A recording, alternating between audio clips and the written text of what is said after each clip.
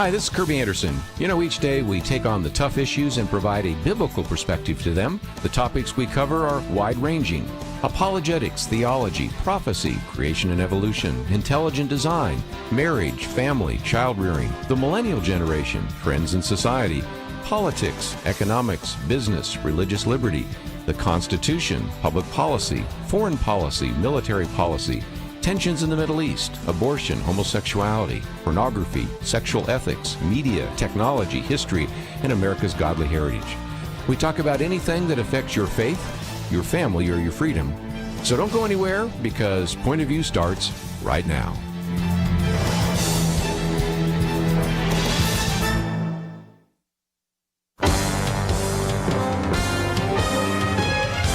Across America, live. This is Point of View.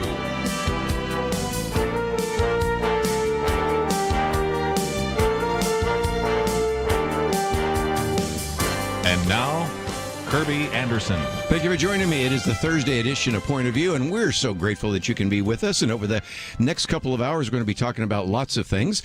Just a minute, we're going to get to our good friends, Cedric and Michelle White, and they are in studio. So if you'd like to watch that on Facebook or on our live feed, or even later on YouTube, you can certainly do that. But let me just also give you a program note. An hour from now, George Barna will be with us, and he has done a survey showing that America's thirst, he says, for socialism is plummeting.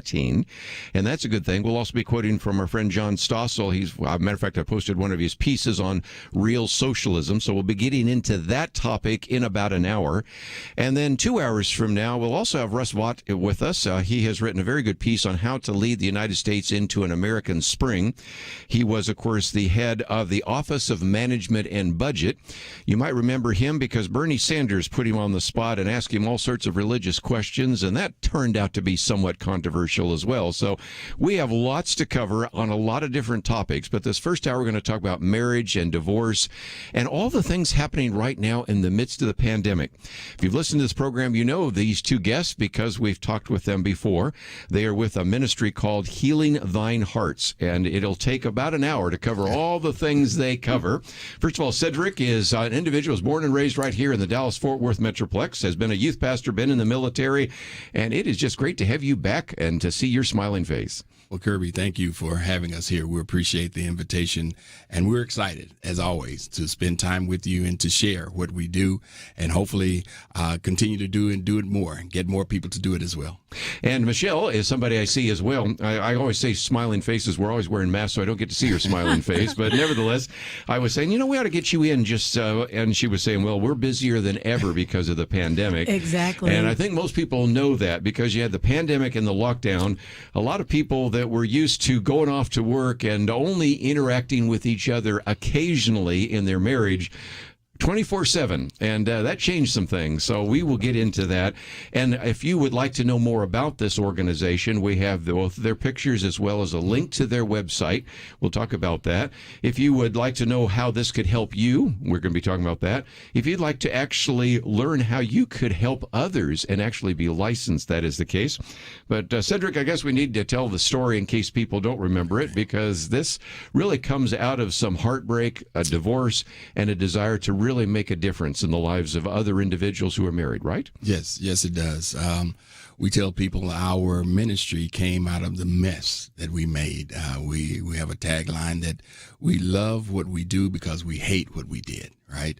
The fact that marriage that was more or less torn apart because of not being prepared, not understanding what marriage was about. Very old-fashioned. That's I believe in family. I believe in God. But after 16 years, I found myself in an open marriage. I just didn't know it. And so when we tried to rectify the problem, it just could not come to a head. And what came out of that was 3 years of misery, but from that misery came this ministry, God led me to the person that I call my angel. And she spent her time really trying to assist me in rectifying the marriage, trying to get it back together back in the days of Tom Dooley. Yeah. And it just wasn't going to happen to the point to where it's like, listen, you tell me about one more marriage retreat and I'll never speak to you again. So she said, okay, we'll switch the program. Then you need some help. You need to go to divorce recovery. And I was very strong-minded. I don't need somebody telling me what to do. I'm a grown man, right? But when the pain that I was suffering far exceeded the pride that I had, I sought counseling. And get your attention. It did. And it was in that counseling that God spoke to me and said, I want you to come back and help my people. Get your healing first. Not right now, because you've got a ways to go. But Michelle stayed by my side. She was really a guide through that. And I can say that God used her to birth what we do and what we've done for the last 20 years. Yes. And Michelle, of course, it's always the wife and always the mother and always the woman that is the change agent. But again, you recognize that there were some needs.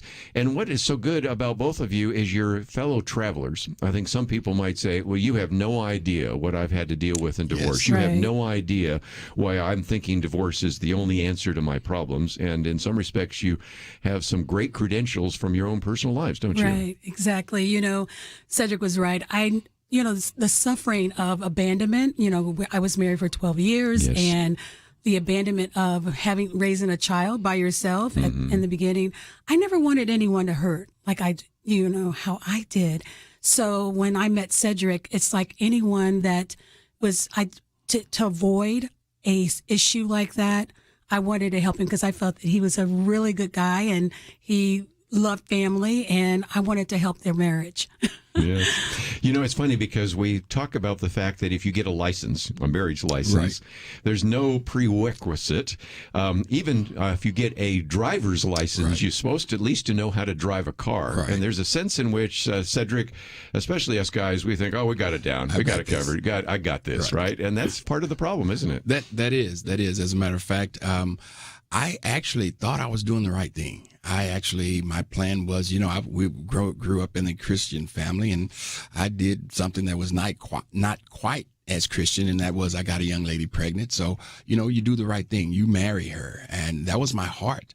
And I hated divorce as much as God. To this day, I hate divorce as much as God does. Right. However, I learned that there was other ways to handle it, but there was nobody to assist me, to talk to. Even my own pastor at the time was not equipped to help me walk through that situation and to make mature decisions at that time. So you do what you think. Like you say, I've got this. I've got it down. Didn't quite work out that way. I might just mention that we have a link to the website, healingthinehearts.org. Yes. And we're going to get into that in just a minute. But Michelle, we got just a little bit of time because in some respects, when people go to that website, they can go for personal healing. But there are also opportunities for people to be a board-certified therapist and counselor and those kinds of things, right? Most definitely. Matter of fact, we have a class coming up in March, I believe. Right. Yes. And what that is, people do what they do because they believe what they believe. And we have found out that we provide a vehicle for them to get the personal training that they need to become a certified belief therapist.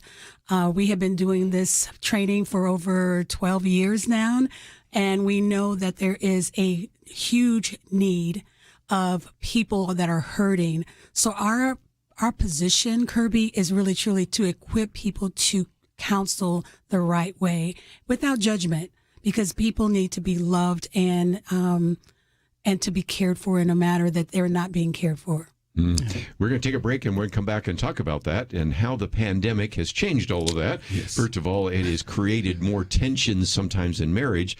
It's also required you to do a lot more teaching online.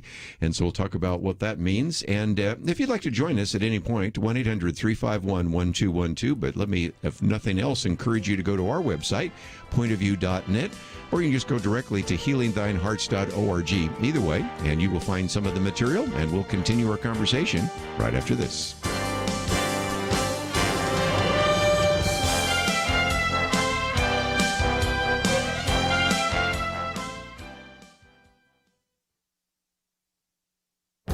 This is Viewpoints with Kerby Anderson. A corrupt government policy that was stopped by the Trump administration looks like it may return under the Biden administration. The Justice Department during the Obama administration allowed prosecutors to make settlement agreements that directed payments to left-wing groups rather than to the government or to victims. The Trump administration stopped such payments when it came into office. Attorney General Jeff Sessions argued in 2017 that when the federal government settles a case, those funds should go first to the victims and then to the American people, and should not bankroll third-party special interest groups or the political friends of whoever's in power. Representative Bob Goodlatte sponsored legislation to stop this, but the bill never passed. Before leaving office, the Trump Justice Department enacted a rule that went into effect in December 2020. That Justice Department rule is currently subject to review under President Biden's executive order. Lest you think that rule change would be insignificant, consider just one case from 2014 that involved the Bank of America. The Justice Department entered into a $17 billion settlement with the bank in order to resolve claims that it had engaged in various mortgage abuses. At the time, Investors Business Daily reported that various activist groups would be collecting millions from the settlement. They described them as a raft of political payoffs to Obama constituency groups.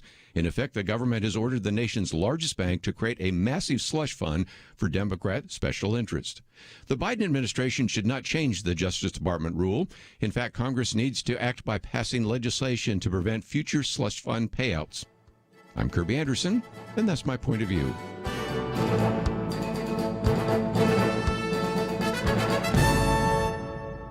For a free copy of Kerby's booklet, A Biblical View on Loneliness, go to viewpoints.info/loneliness. That's viewpoints.info/loneliness.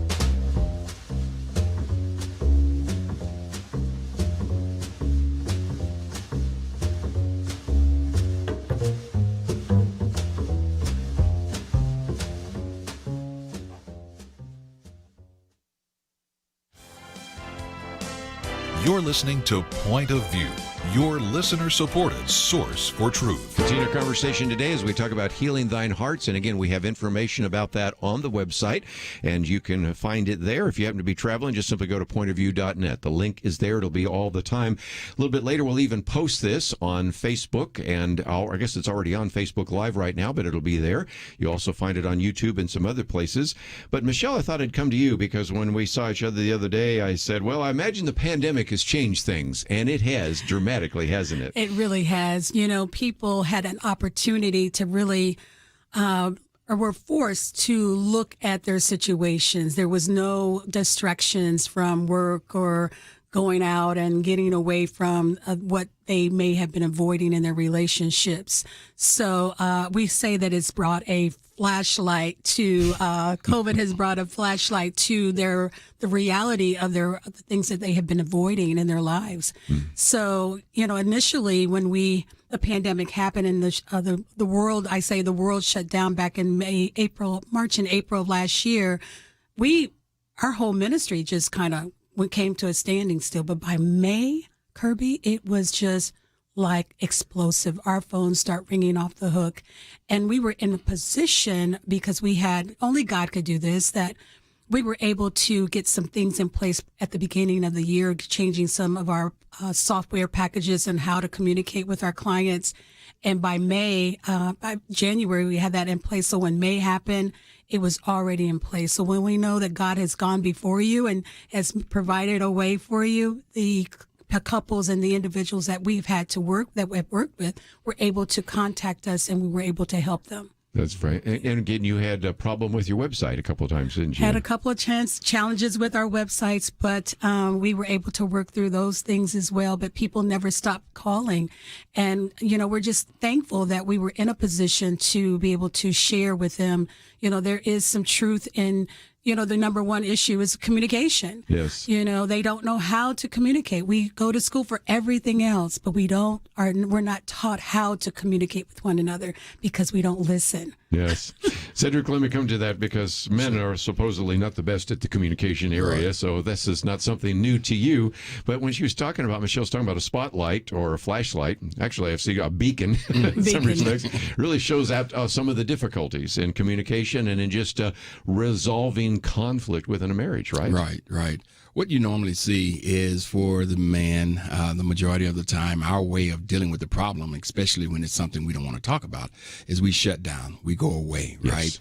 right? Well, the COVID-19 pandemic caused, it removed that option.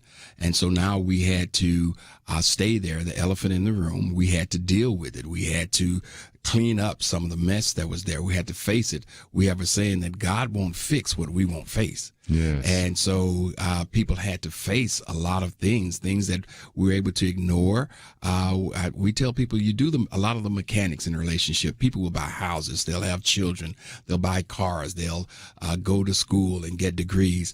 But they never spend time working on relationship goals. Mm-hmm. And so once they were stuck with one another for 2, 3, 4 weeks at a time, these things start to surface. And as Michelle said, the phone began to ring. I mean, April was literally dead. We got housed in, I believe it was the end of March, beginning of April, and April was shut down. By the beginning of March, the phone began to ring. And men, what we're starting to see now is that men were either being pushed or just, again, as that pain factor rose, they were more willing to call, hey, we need help. We need help a lot.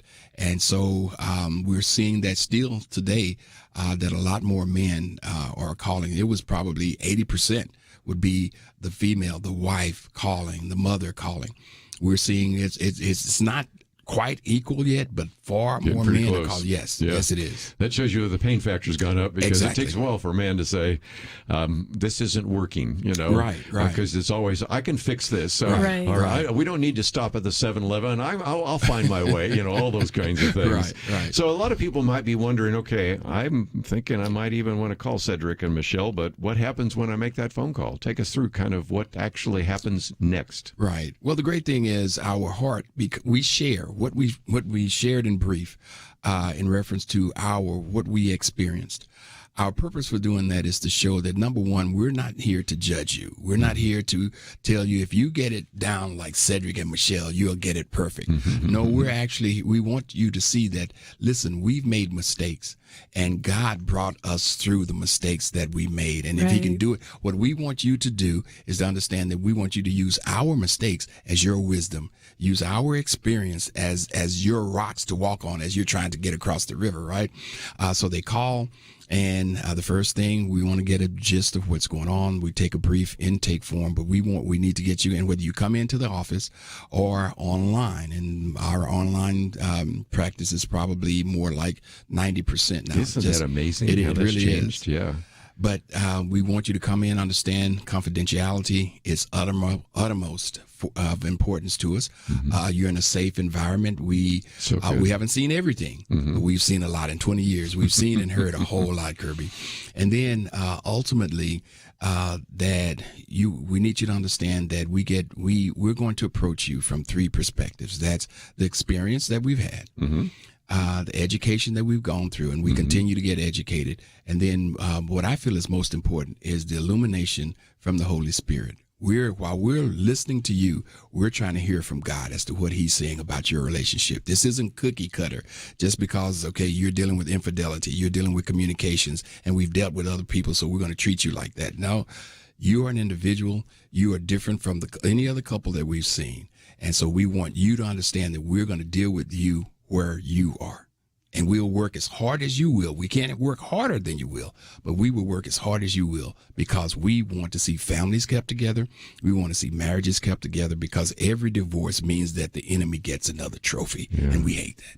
Michelle, one of the things I love about it is the fact it's not cookie cutter. In other words, there are so many different people in the world. No two individuals have the same DNA. Exactly. Even twins, I hear, don't even have the same fingerprints. Right. So why should we always put everybody through the same situation? So your desire to get to know that person, their strengths, their weaknesses, their gifts, and their circumstance, I think is really something that is quite unique about your ministry. Most definitely, because we know that God said that he created us all individually. He said that he had a plan for each of our lives, and so those plans are, as like you were saying with the twins, they were created in his image. But the one thing that the enemy tries to take away is our identity. And when our identity is compromised, and it's typically what we're seeing, because Cedric and I have said in the past that we don't work with children. Don't ever say never, because our doors have opened wide because the younger children, 12 to 13 years old, are threatening suicide because their identity is being questioned at a very young age. So important. So it's important that we know exactly and help them to go through that process and knowing who they were created to be, because God has a plan for their lives before the foundations of the earth, he said. And he said it was good. So we help them to go through that process of, it's okay. We make mistakes, but God is a gracious God.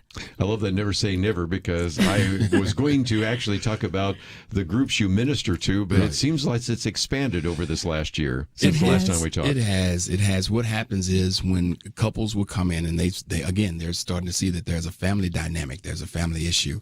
And it's like, okay, you've helped us as a couple. We need Junior or Sally or something. Can you talk to them? And it's like, okay, listen, that's not our specialty. So please understand them. It's like, but can you at least talk to them? Because that identity issue, even if you can get them to just look at themselves and see what's going on, then we can refer. And we've got a great group of people that we work with. We can refer them to people who work specifically there, but we can at least get them on the road to identifying, I've got an issue with my identity. And I'd be real tempted, since I've written quite a bit about social media, to say, hand me your phone for 24 hours. Yeah. I mean, that might be the first step, so that your identity is in Christ, not in terms of the number of likes you get on Facebook or Instagram or Snapchat or whatever. And so those are some important issues. We need to take a break. And when we come back, I want to spend a little more time, because not only do you have a heart for married couples, you also have an incredible heart for first responders, law enforcement, military, and that's something I wanted our military people to listen to. Again, when we look at PTSD, we look at the number of, unfortunately, wounded warriors coming back committing suicide. I know that's another aspect. And then most importantly, I want everybody to know that they can certainly refer people to your ministry, but they might actually go through the ministry and actually be licensed and learn that for themselves and then be a caregiver for others. So those are some great resources.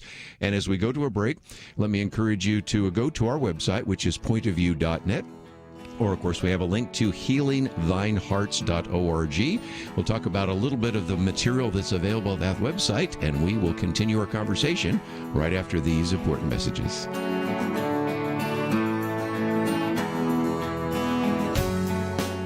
We live in a digital generation. Point of View is reaching this often overly plugged-in generation with truth. You can keep up with us 24 hours a day using your phone, your tablet, your laptop, or your desktop. Search for the Point of View Radio Talk Show on Facebook, where you can keep up with today's issues, learn about current and upcoming guests by liking us on Facebook. Also, follow us on Twitter. Our handle is @Point of View RTS. That stands for Point of View Radio Talk Show. Learn, interact, make a difference with Point of View using new media. And here's one way you can make a big difference. Help us increase our reach by spreading the word among your friends. Share a Facebook post. Tag us in a tweet. With enough joining us to plant seeds, we'll see a tremendous harvest. Come on, it only takes a minute. Search for Point of View Radio Talk Show on Facebook, @Point of View RTS on Twitter, and subscribe to the Point of View Radio Talk Show channel on YouTube. Learn, interact, share. The Point of View Radio Talk Show. Point of View will continue after this.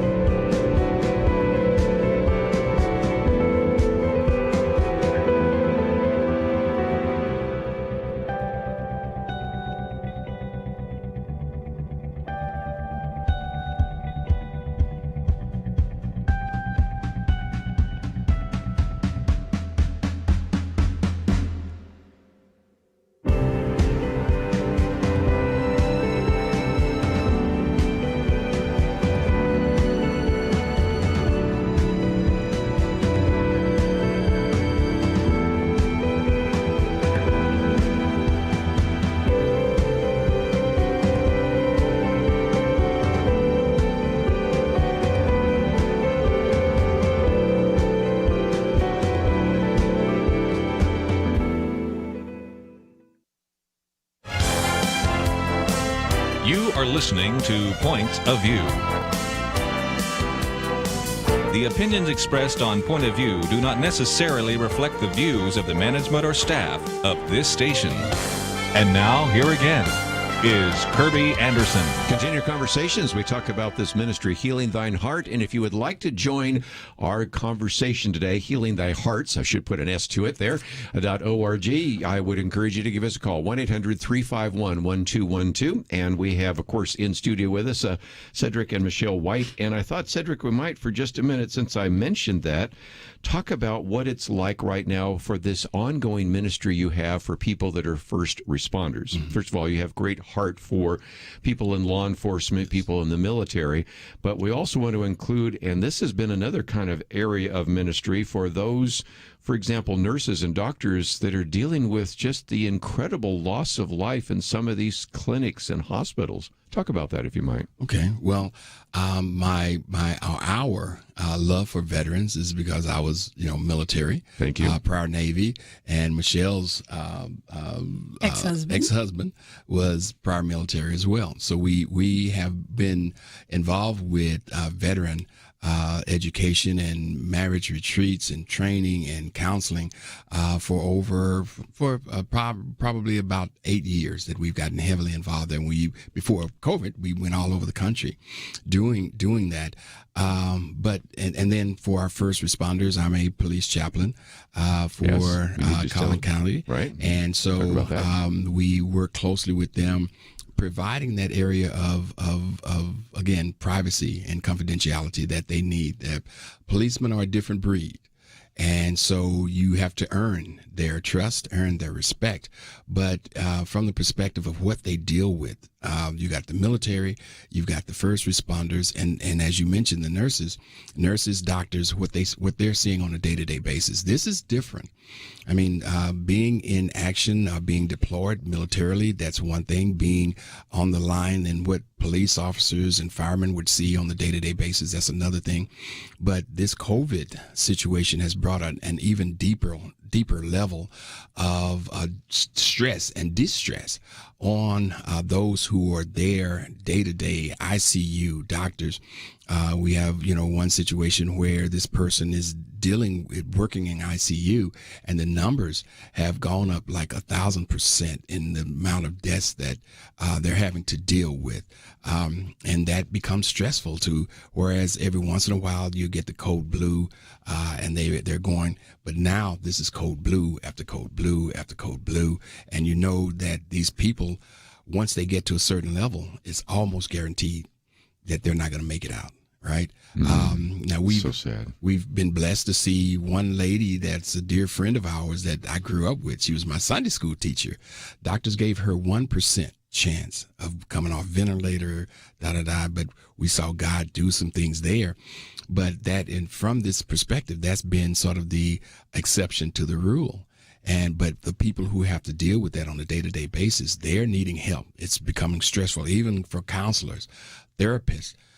You're seeing a lot more people coming in with stress, so everybody's needing help, right? And so for the first responders, officers, firemen, going to homes and then putting themselves in danger, and then putting their families in danger, having gone into a situation where what they're called COVID hot. It's everybody's needing help. Yeah. Michelle, again, this you're recognizing that sometimes you would have somebody you talk to that maybe would lose an individual once a week or twice a week, and now sometimes they'll have that many deaths in a day in an ICU unit or something like that. Most definitely. And it takes a toll on you. I mean, it takes a toll on an individual because we're not wired that way. I mean, even with the being a professional and having those things that you are normally would face, but these triggers with even with the code blue, I mean, that's one of the things that individual was saying. Every time that I hear a code blue, it triggers something in me that is really truly that takes that person back to a place where it's so dark that there's no way. They're feeling overwhelmed and not able to be competent to be able to really help. And that's what their heart is to do, is to help these individuals. But this pandemic has really caused them not to feeling hopeless and helpless, in this situation. So even to the point of where the code blue, the anxiety, and going into work, people crying on their way to work because they know what they're going to face when they get there. So you're crying on your way to work, you're crying at work, and then you're crying when you leave because the level of hope. And so you're trying to be there for them to assist them through this. We will make it through. But in the long run, there's going to be some loss, and it's hard.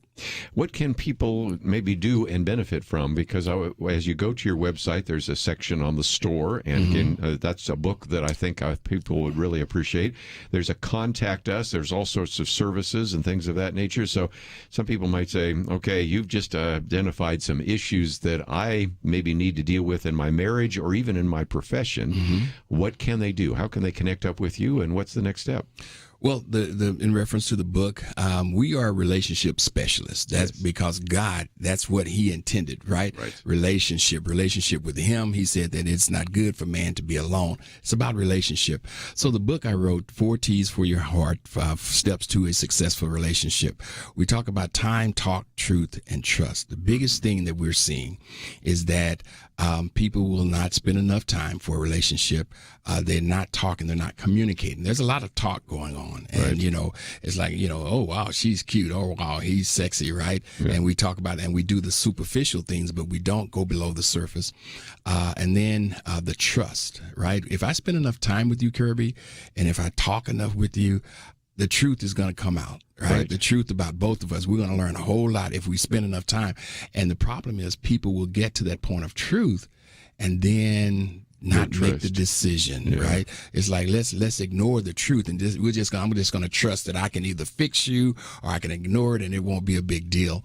And we're like, no, you need to understand at that point of truth is where the decisions need to be made. And that whole paradigm has shifted now, right? The amount of time we're spending together has shifted, right? We're forced to talk more. That's shifted, right? Which brings us to that light that Michelle is talking about. That is that point of truth, right? And now, I don't know if I trust what I thought we had or the way it used to work, so I've got to do something with it. So that's our perspective of helping couples to work through those 4 steps, because it's hard to have real love if I don't have real trust. Yes. 4 T's for your heart, steps to a successful relationship. And again, Michelle, if nothing else, you just think about that. There has been a need for us to get beyond the superficial. And when you're living with somebody 24/7, come on, the superficial kind of fades away, and then you're in a different kind of situation, aren't you? Exactly. It's really, it's kind of like when we have a client come in for our counseling session, Kerby, we want to create an environment for safety. And I believe that that's where some of the couples get off course. They don't really create and listen to their mate, because to truly hear what they're saying, and because you have an attitude that you want to be heard. I want my point across. Understood. But, the time of one of the things that we say in some of our counseling and our teaching when we're speaking is, when do you prepare for war? You prepare for war in a time of peace. And, this is, COVID has brought that situation and brought that environment that we can be able to have a conversation and not feel offended or being attacked in this, that we can really, truly get through this if we can listen to hear our mate and find and get an understanding of where they're coming from and what is that belief system will making them feel that way. So, does that answer your question? That's really good. And we have one of those breaks coming up, but I thought I might just mention, how can they contact you? As you go to the website, I see that you have a phone number there, you have an email, and there are a number of other things. So, Cedric, let's talk about that, because once, of course, we give the phone number, it's going to ring. You know that. But that's why you're in ministry, right? Right. The easiest way, the phone number, 972-833-4344. That rings directly to our office, 972-833-4344. And the easiest way for our website, although it's healingthinehearts.org, you can just type in hearts.org and get to us. It's a lot shorter. And then what do we have? Facebook. You can get to us. Facebook, from Healing Thine Hearts on Facebook as well. And then Twitter or Instagram, it's at hashtag at Relate Station. Yeah, we have Relate Station, which is, HEAR. T, right? You can't hear me unless you listen with your heart. That's so good. So again, hearts.org is a good one. And again, 972-833-4344. I think I got that right. That's you got it. That's very good. Let's take a break, and when we come back, you're a pastor. I want you to talk to some pastors in just a minute. There's some pastors that listen to this. They're also Sunday school leaders, Bible fellowship leaders, things like that. Yes. And they all say, almost to a person, oh, this is not something I can handle. First of all, they can go through the training and they might be able to handle it. Yes. And number two, just, what can and should pastors say and people in spiritual leadership. So we'll take a break and continue our conversation right after this.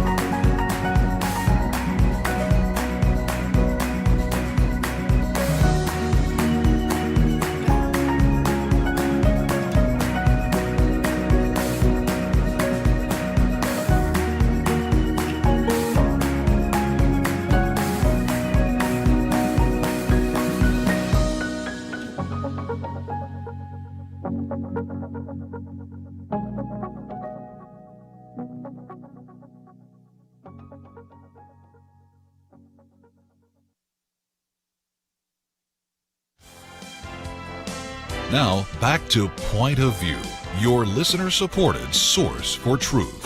Back once again talking about healing thine hearts, and if you would like to know some more, we have all of that on our website, pointofview.net, or you can go there directly. Cedric, though, you're a pastor. You've been a pastor for some time, and I'd like you to speak to pastors and people in leadership, because pastors are the, if you will, the first contact with individuals that may have an issue, and they're dealing with the loss of life. They're dealing with depression, suicidal attempts, all sorts of other issues. And so I thought we, first of all, might just say, what would you say to individuals that may be a Sunday school leader, a small group leader, or pastor?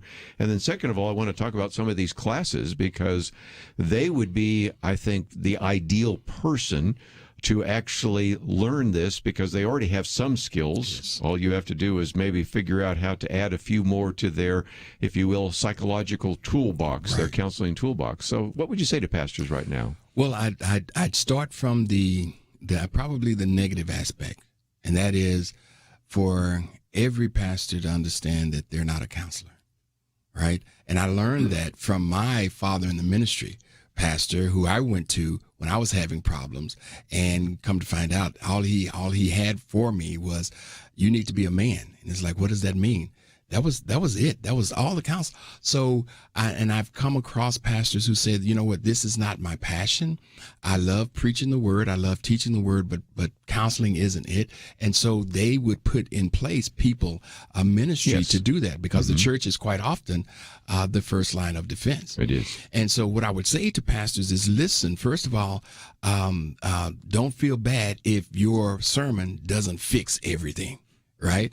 I'd tell them that because sometimes you give an outstanding word, but taking that word, right? I just preached on Noah and the ark, right? Well, how do I apply Noah and the ark to this situation that I have, this depression, this stress, this anxiety, this level of infidelity? How do I apply that to my life, right? So understanding that the word of God is powerful, right? But how do we apply it? That's what we teach. And so we tell pastors, understand your gifting, right? And stick with that.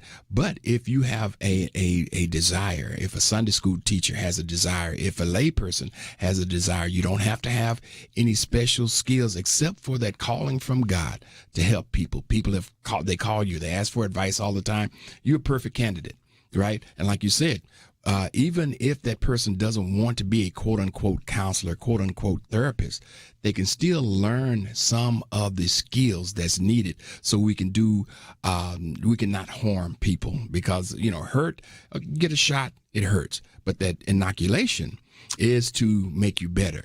We have had people in the ministry to give advice that was very harmful. Yes. And so sadly. we want to help them to do that, right? And it's about belief therapy, getting to that point of belief. So that person, Sunday school teacher, theologian, whoever you might be, if you have a heart to help, then this class is for you. Let's talk about the classes then, and get out a pen or pencil and write these down, because you've got a couple. You got one coming up this month in February. What's that?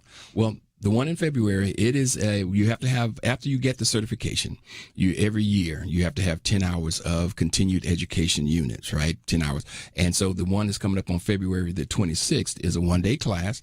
It is on depression and anxiety. Wow. And that's for those who have come through and gotten the certification. Now, other people can, hey, if you just want to come and take the class, you're welcome. But the certification class, the Certified Belief Therapy class, the next one is in March, the 17th, 18th, and 19th. So it 3 is days. 3 days. It is drinking through a fire hose. You're going to get a lot. But the great thing about it is once you've completed the class, you can come in and sit in and audit, proctor, whatever. You're welcome to come back, because you're going to get a lot of information.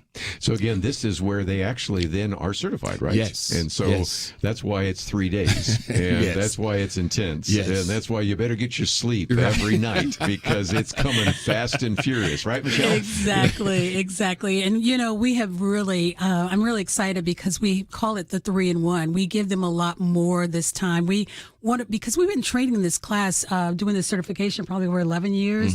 And we have really customized it so that they are getting, and they're really going to be ready to be able to go out and to really counsel. Right. We provide, the first day is about them. We do a lot of assessments on that first day, and we talk about the trichotomy of a man and that how God made us. We made us spirit, soul, and body. And then the rest of the 2 days is really truly talking about how to counsel and the cognitive behavior and those type of things. But we teach a particular segment, and then we put them in role plays as we're doing it. So it makes them feel more comfortable to walk out that door and feel equipped to be able to do what we're doing. Yeah, one of the biggest things is understanding that you sit in two seats when you sit in this class. You come in as a student, but understand you're also coming in as a counselee, because the Holy Spirit does things with you while you're there. He's going to work. He's going to show you.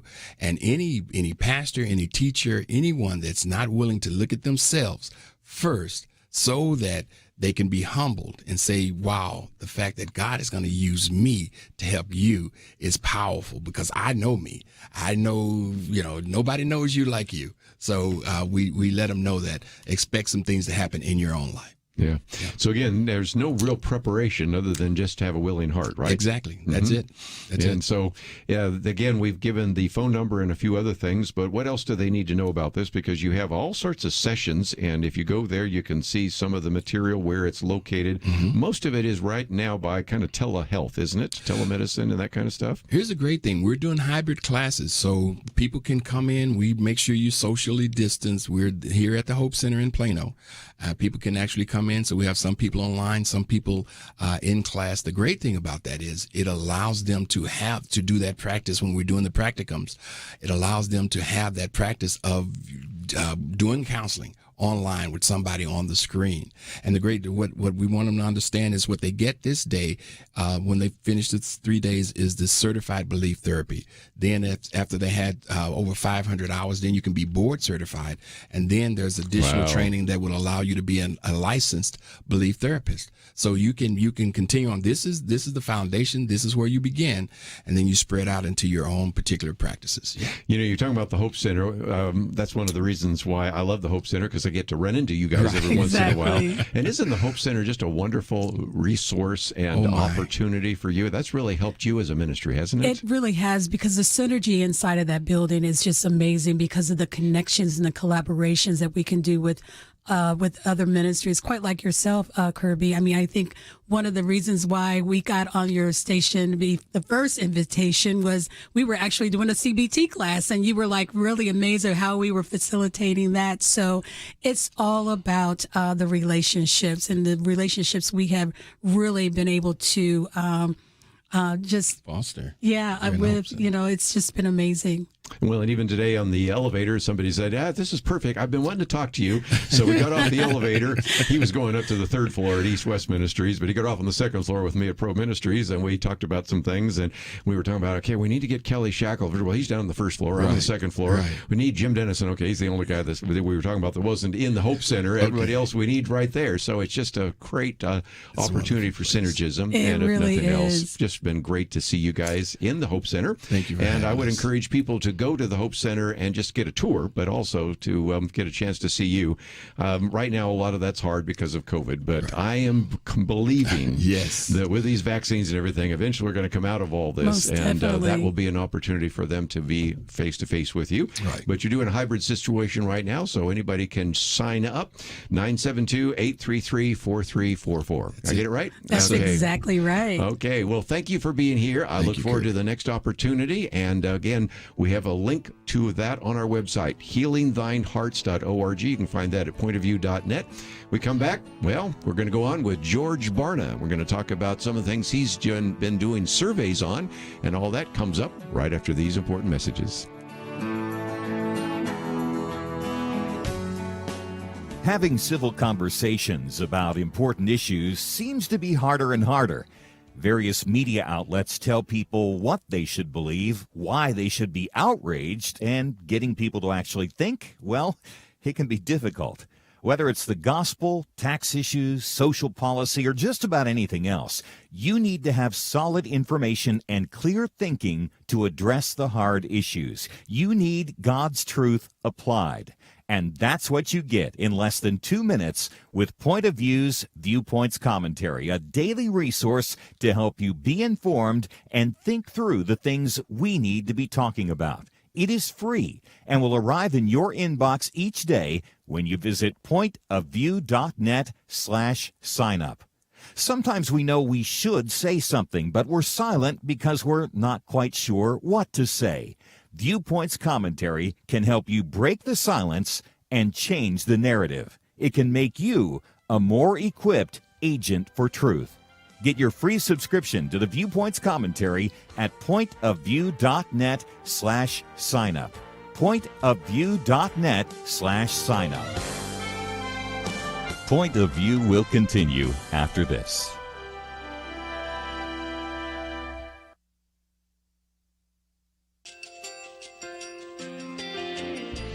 I just want to thank you so much for all the wonderful programming you have.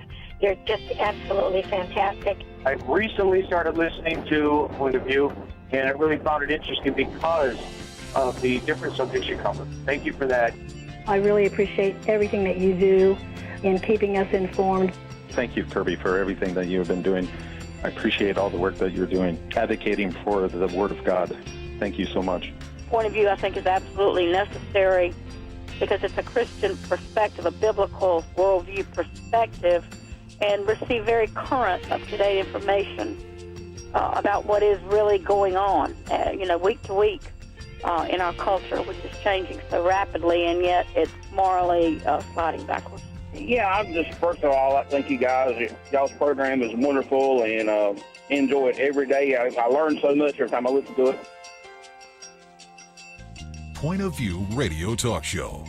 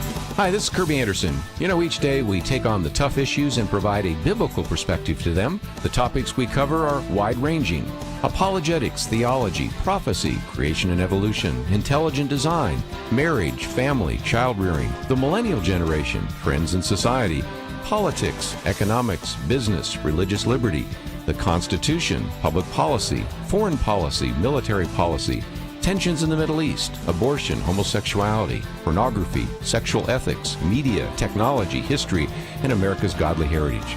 We talk about anything that affects your faith, your family, or your freedom. So don't go anywhere, because Point of View starts right now.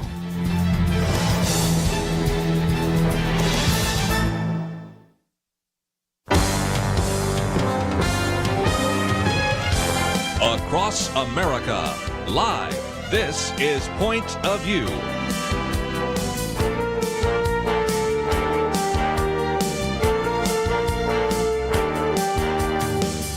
And now, Kerby Anderson. Thank you for joining me. It is a Thursday edition of Point of View, and we're so grateful that you can join us. And over the next 2 hours, going to cover a lot of different topics, and I hope you'll stay with us. At first, we're going to focus on socialism. A very good reason for that is a survey that was just done by George Barna's research organization at Arizona Christian University and at the Cultural Research Center actually shows that interest and support for socialism is waning, and that's a good thing. And if you find yourself saying, well, I'd like even more information about that, first of all, we have his survey and some links to that on the website, pointofview.net. Then to supplement that, we also have a very good column that came out by John Stossel, which has the title Real Socialism, because the argument oftentimes from socialists is, well, we haven't really seen real socialism. The Soviet Union is not real socialism. Venezuela, Cuba are not. And of course, it also has a link to his new video, which is actually part one, in which he answers some of the challenges for this whole issue and many of the myths surrounding socialism. Also, for those of you that are donors, you may have received my little booklet that came out quite a long time ago called Capitalism and Socialism. That particular book talks about the difference between capitalism and socialism and tries to give an answer to some of the criticisms that people that promote socialism have about capitalism. And after that one came out, it occurred to me there was another part that wasn't there, so I wrote another book, which we've made available more recently, called Socialism, in which I take on the arguments that are used to promote socialism and point out some of the problems with that as well. So there's a lot of research in this regard, and if you've been paying attention for any length of time, there was a high point a while back in which you had a very high percentage of Americans back in 2018 that actually supported socialism over capitalism. That has dropped rather significantly, and it comes from the most recent post-election survey. Now, if you've been listening to the interviews we've done with George Barna, one of the other interviews we did with him recently on this post-election survey was to point out, as he did, that there are about a half a dozen issues for which there is a supermajority of both Republicans and Democrats that support these very important items that should be promoted. Sadly, very few of those are being promoted right now by the Biden administration, but nevertheless, we have written about that. Matter of fact, I have a commentary coming out on that as well. And part of this post-election survey now helps us understand, as the title says, that America's thirst for socialism is plummeting in wake of the election. George Barna is a professor at Arizona Christian University, the president of the Cultural Research Center, and joins us now by phone. So, George, always great to have you on the program. Kerby, I appreciate the opportunity to be with you here. I did a little bit of introduction because a lot of people have been very concerned about socialism, and you have pointed out that there was sort of a high point a couple of years ago where really a very high percentage of Americans believed in socialism, and that seems to be changing, isn't it? Yeah, I mean, we were at a point just a few brief years ago where close to half of the population was saying that they would prefer socialism to capitalism. Now we're seeing that come down, and frankly, Kerby, I think a lot of it has to do with the fact that we found in some of our other related surveys, people don't really know what socialism is. And so one of the great things about the 2020 presidential campaign is you had so many candidates from the left, from the Democratic Party, who were talking about moving us into socialism. And it was the first time, I think, that a lot of Americans had the wake-up call to realize what socialism looks like on the ground, how it would affect their lives, the kinds of policies and laws that they would have to be dealing with if the nation did, in fact, move towards socialism. So I think in some ways, this is just another example of how we're much better off when people are well informed about what's going on with their government. What I thought was so interesting about this, and I encourage people to get the survey and all the information, and maybe really just sign up with the Cultural Research Center because you're just doing such great work there, is when they click on that and they follow it, one of the things that's so striking is the group that had the most precipitous decline were those Americans aged 30 to 49. Now, these are the same group that we were talking about just a couple of years ago that were all under the age of 30 back then, and they were very enthusiastic about socialism. But as they've gotten older, as maybe they've also begun to get into the markets, begin to have to support themselves and their family, and a number of others, we found that those are the individuals that have become perhaps least interested and most likely to reject the idea of socialism for a free market economy. Yeah, it's been interesting to see that take place because we've seen in the past where a slight majority of that particular age bracket was pro-socialism. But as you say, with family, with kids, with taxes, with jobs, with other kind of community responsibilities, as they've matured, they've begun to understand what the implications of socialism would be, not just for them when they were single adults, when they were younger previously, but now that they've got a greater wealth of responsibilities. I mean, there's been a 15 percentage point decrease in interest among the 30 to 49-year-olds in just the last 2 to 2.5 years. So that's the biggest decline that we saw among any of the age groups. They're still not down in terms of their rejection of socialism to the levels that we see among people who are 50 or older, but at least they're moving in that direction, and they're moving that way very rapidly.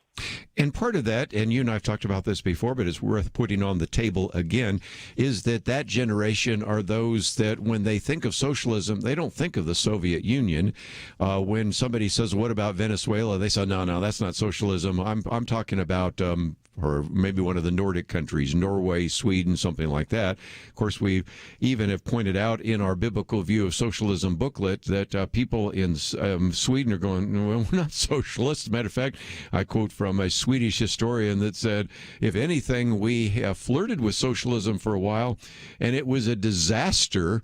The example I use, as many of our listeners probably know of the book Pippi Longstocking, and Astrid Lindgren, who was the one that actually wrote this, was just horrified by the fact that at one point she had to pay a tax of 102% on every new book sold. So there were some reasons why we would reject that. But now, even if they aren't necessarily thinking of, say, the Soviet Union, or they're thinking of Cuba, they're still looking at some of the dangers. And when we come back from the break, I want to talk about one of the groups that you and I have been looking at, and that is those that are dedicated Christians. You call them sage cons. That would be spiritually active, governance-engaged conservative Christians. And interestingly enough, in both my booklet on capitalism and socialism, as well as the booklet on socialism, I take on the question, does the Bible teach socialism? Because sometimes people look at the book of Acts and they say, well, look at Acts 4. It says that they had all things in common. I've tried to respond to that, but of all the groups, I think you identified they are the least likely to accept socialism. So we'll come back and talk about that and then get into a couple other things that you can surface from the great research that is being done right now at the Cultural Research Center. So we'll take a break. Be back right after this.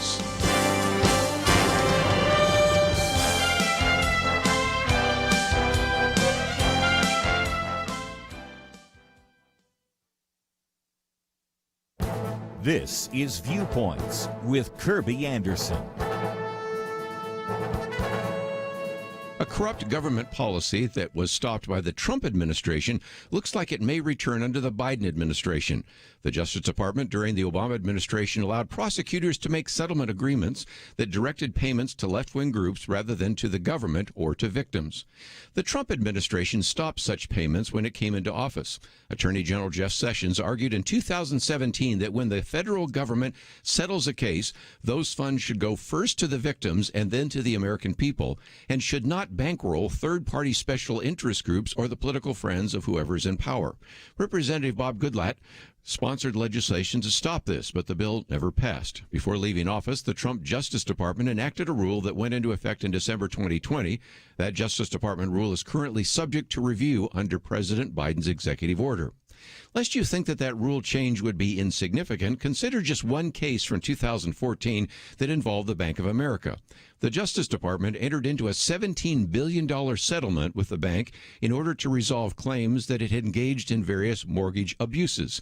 At the time, Investors Business Daily reported that various activist groups would be collecting millions from the settlement. They described them as a raft of political payoffs to Obama constituency groups. In effect, the government has ordered the nation's largest bank to create a massive slush fund for Democrat special interest. The Biden administration should not change the Justice Department rule. In fact, Congress needs to act by passing legislation to prevent future slush fund payouts. I'm Kerby Anderson, and that's my point of view.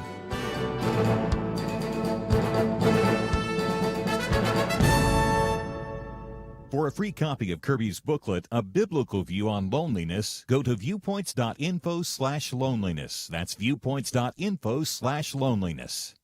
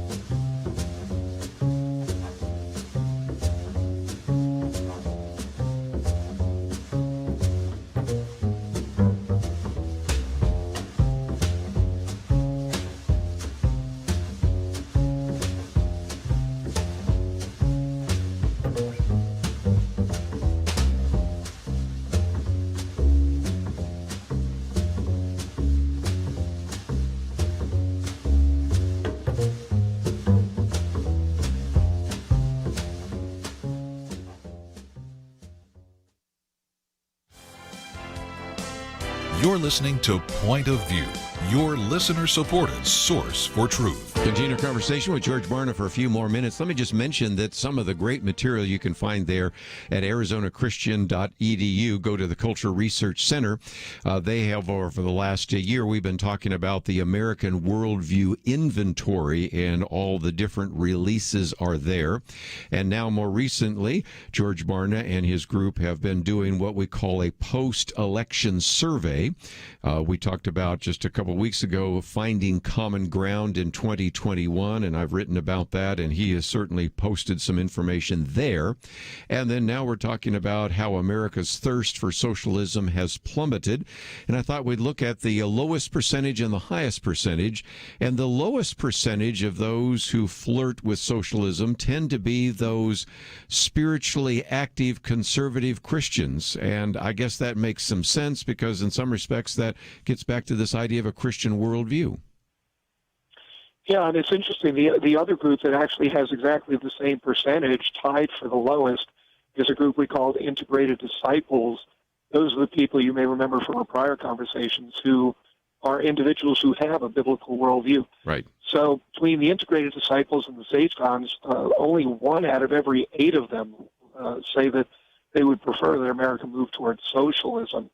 And with both of those groups, that's a very significant decline, even for them, over the last couple of years. And again, I think it's that campaign season that helped alert some of those individuals to the reality of what socialism means when it's put into practice. So those are the lowest individuals, and I think it's no coincidence, I think there are any coincidences, but it's no accident that these are the people who are the most serious about understanding what's in the Bible and living according to what the Bible says. So when you see that group of people with the lowest proportion saying, we don't want socialism, that in and of itself could be a wake-up call to the rest of the folks in the church at large to really sit up and take notice and be more cognizant about what's going on with governance. You did talk about the integrated disciples, because I was going to get to that next, but since you mentioned that, since they actually have a biblical worldview, it would say that they would start with the idea that, if I really want to understand the Bible, there is definitely a strong emphasis on private property. Certainly property was distributed in the Old Testament. Even the idea of one of the 10 commandments of thou shalt not steal assumes private property. Even when you get into some of the arguments oftentimes being used to justify socialism from the Bible, saying, Acts 14, all of this was held in common, but if you go to Acts 4, by the time you get to Acts 5, where you have the issue of Ananias and Sapphira, there is where Peter says, when you had control of this, while it remained, was it not your own? After it was sold, was it not in your own control?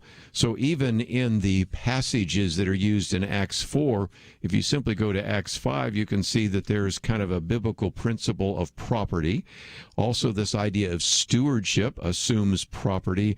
And so again, if you start with a Christian worldview, it's pretty difficult to come up with a Marxist or socialist point of view, because the key issue there is property and responsibility and stewardship. Yeah, and I think a key thing that, a lot of people overlook is the fact that the Bible tells you are responsible for your choices. It's not the government who should be making the choices for your life. The government should be supporting you in your choices.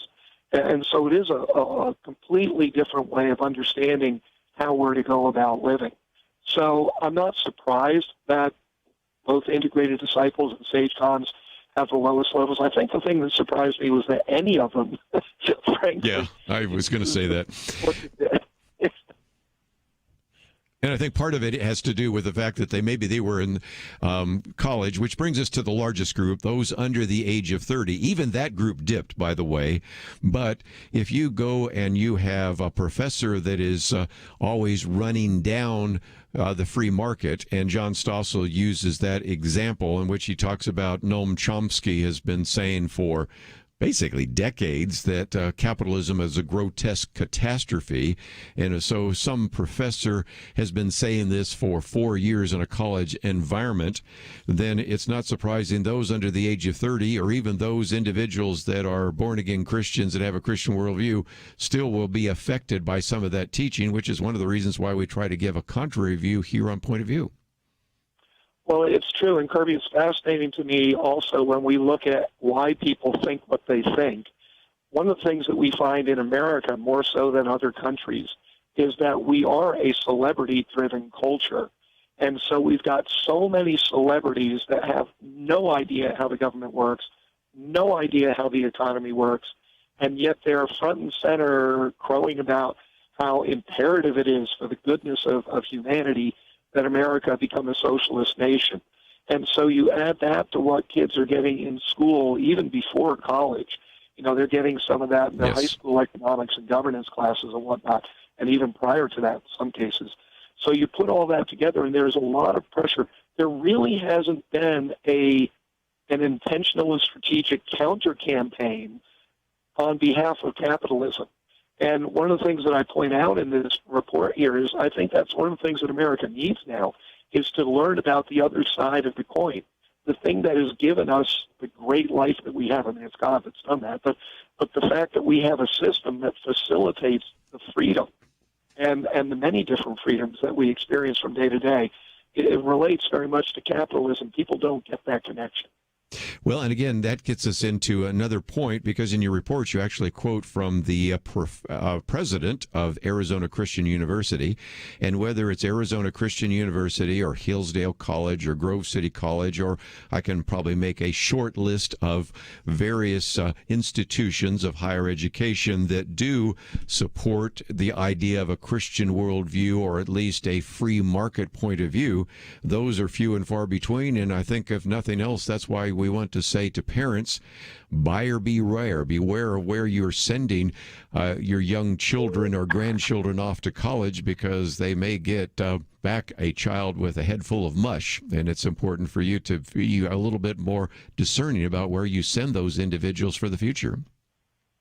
Well, and, you know, we would recommend the parents even be thinking about that from the very first day that they send their kids to school or start homeschooling. However they're going to be schooled, they're going to be exposed to textbooks that are going to start giving them a worldview. And so you don't want your kids being taught the wrong stuff from a very young age, because the older they get, the harder it is to chip those bad ideas out of there, to remove that bad perspective about how the world works, about who we are, about why we're on Earth, about what constitutes success and all that. That's what a worldview is, and that's what they're being taught. Perhaps not under the rubric of we're teaching a worldview, but that's exactly what's being done. And so it really does start in kindergarten, and it goes up through, you know, postgraduate studies. So, yeah, exactly. Buyer be aware. Let's just, before I let you go, talk about the fact that we do have a link to the Cultural Research Center. They can click on that button there. A new study shows unexpected decline in U.S. support for socialism. I would encourage them to not only click on that button, but to find some of the others on Common Ground, and even your whole look at the worldview assessment that you have been doing through that. But as they go there, there are resources that they can take advantage of, and they can also get regular postings from you when they come out, so that even before listening to us discuss him on Point of View, they can get those in their inbox, can't they? Yeah, and we're happy to send that out if people want to sign up and get the alerts about the new ones that are out. But our hope with all of this, and the reason we give it away, is because we want people to be using this in their decision-making. And the more that they can do it, not only for themselves, but their churches, their community, maybe even inform some of their political leaders about these things, the better off we're all going to be. Again, there's a whole summary of all the material that you have covered with us in the past on the American Worldview Inventory. Great material. And then, of course, we've been talking about over these last couple of weeks the post-election surveys that you have done, and I suspect you have many more to come. So each week or two, we get a chance to get you back on to give people an update and to take advantage of that. So, George Barna, always great to have you on the program, and as always, look forward to the next opportunity. Likewise. Thanks so much, Kerby. We're going to take a break, and when we come back, we'll get into some of the news. But let me just one more time say that we have this particular survey, Americans' Thirst for Socialism Plummeting in the Wake of the Election. That should be an encouragement to you. Number two, we have posted this very good piece by John Stossel, which also then has a link to his first video. He's got two, so the first one's just come out, and I've watched it. It's in entirety, and that's an education for you as well. And you might want to get this particular piece, pass it on to some of these young people that you know that really just have drunk deeply from some of the waters of socialism and don't know there's any other answer. And then I might mention where we have booklets on socialism and capitalism, and those are available on our website as well. Let's take a break. We have a lot more to cover. We will do so right after this. We live in a digital generation. Point of View is reaching this often overly plugged-in generation with truth. You can keep up with us 24 hours a day using your phone, your tablet, your laptop, or your desktop. Search for the Point of View Radio Talk Show on Facebook, where you can keep up with today's issues, learn about current and upcoming guests by liking us on Facebook. Also, follow us on Twitter. Our handle is @PointOfViewRTS. That stands for Point of View Radio Talk Show. Learn, interact, make a difference with Point of View using new media. And here's one way you can make a big difference. Help us increase our reach by spreading the word among your friends. Share a Facebook post. Tag us in a tweet. With enough joining us to plant seeds, we'll see a tremendous harvest. Come on, it only takes a minute. Search for Point of View Radio Talk Show on Facebook, @PointOfViewRTS on Twitter, and subscribe to the Point of View Radio Talk Show channel on YouTube. Learn, interact, share. The Point of View Radio Talk Show. Point of View will continue after this.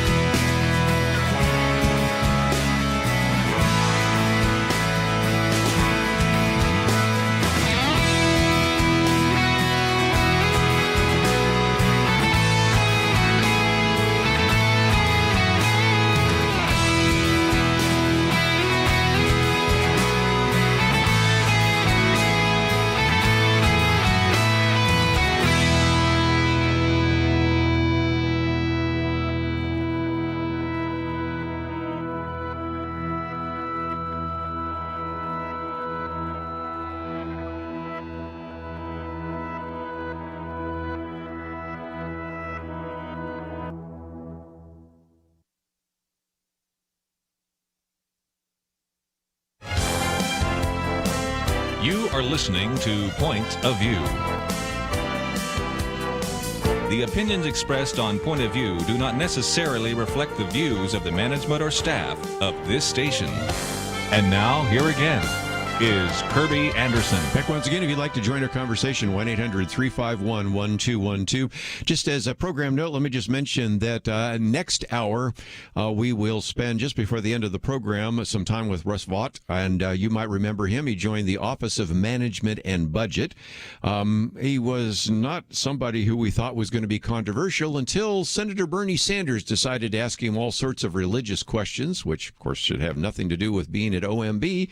And, I have a Constitution here, and if I remember right, the Constitution says there should be no religious test for public office, but that, by the way, led to criticism even from some of his fellow liberals about that might be a little bit beyond the pale, so we will get into that with him.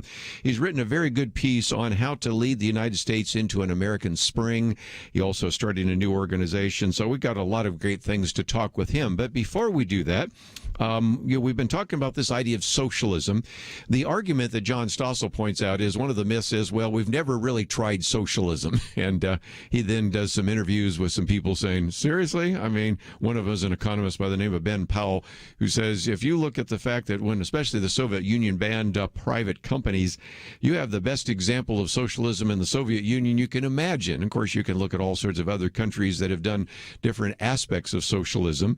But there's a flip side to that. There are people that reject the idea of capitalism because they say, well, if the United States is a free market and capitalist, we don't like what's going on there. And so if they can use the argument that we really didn't have real socialism, I would make the argument we really don't have real capitalism in this country. We have kind of crony capitalism, where certain elites benefit, but others don't benefit because it really isn't a true free market. And you don't have to take my word for it. The Heritage Foundation each year looks at the various countries that have the greatest amount of economic freedom and the least amount of economic freedom. The least amount, down at the bottom are places like North Korea, Vietnam, places like that. On top is like, Hong Kong, Singapore, whatever. The United States works its way down. But it brings me to one of the points I wanted to bring up, and that is the Treasury Secretary, Janet Yellen. Now, I don't want to always make it look like I'm beating up on her, but it, I think, illustrates exactly why there are some people that tend to reject the idea of a free market because they sense that only the elites really benefit in this sort of crony capitalist world that we have. And Andrew Kerr put it this way: in the historic first, Janet Yellen becomes first female Treasury Secretary to request ethics waiver for Wall Street speaking fees. What they're doing is having a little bit of fun, because one of the things you've been hearing over the last couple of days is the fact that Janet Yellen becomes the first female Treasury Secretary. Yes, but she's also the first secretary to ask for an ethics waiver because of Wall Street speaking fees.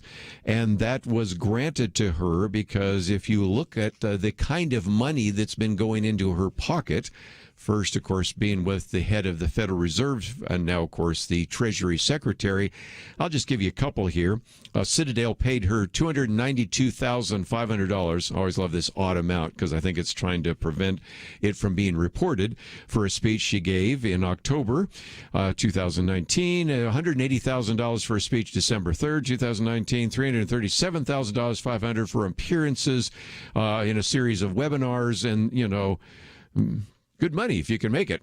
And I don't think they were giving it to her because, I don't know, that she's a great speaker or anything like that. As a matter of fact, she has received more than $800,000 in speaking fees just from Citadel. And you might say, well, okay, what is Citadel? It's a hedge fund that's been involved in this GameStop saga. Remember this one? Oh, yes, you do, if you've been paying any attention to this at all.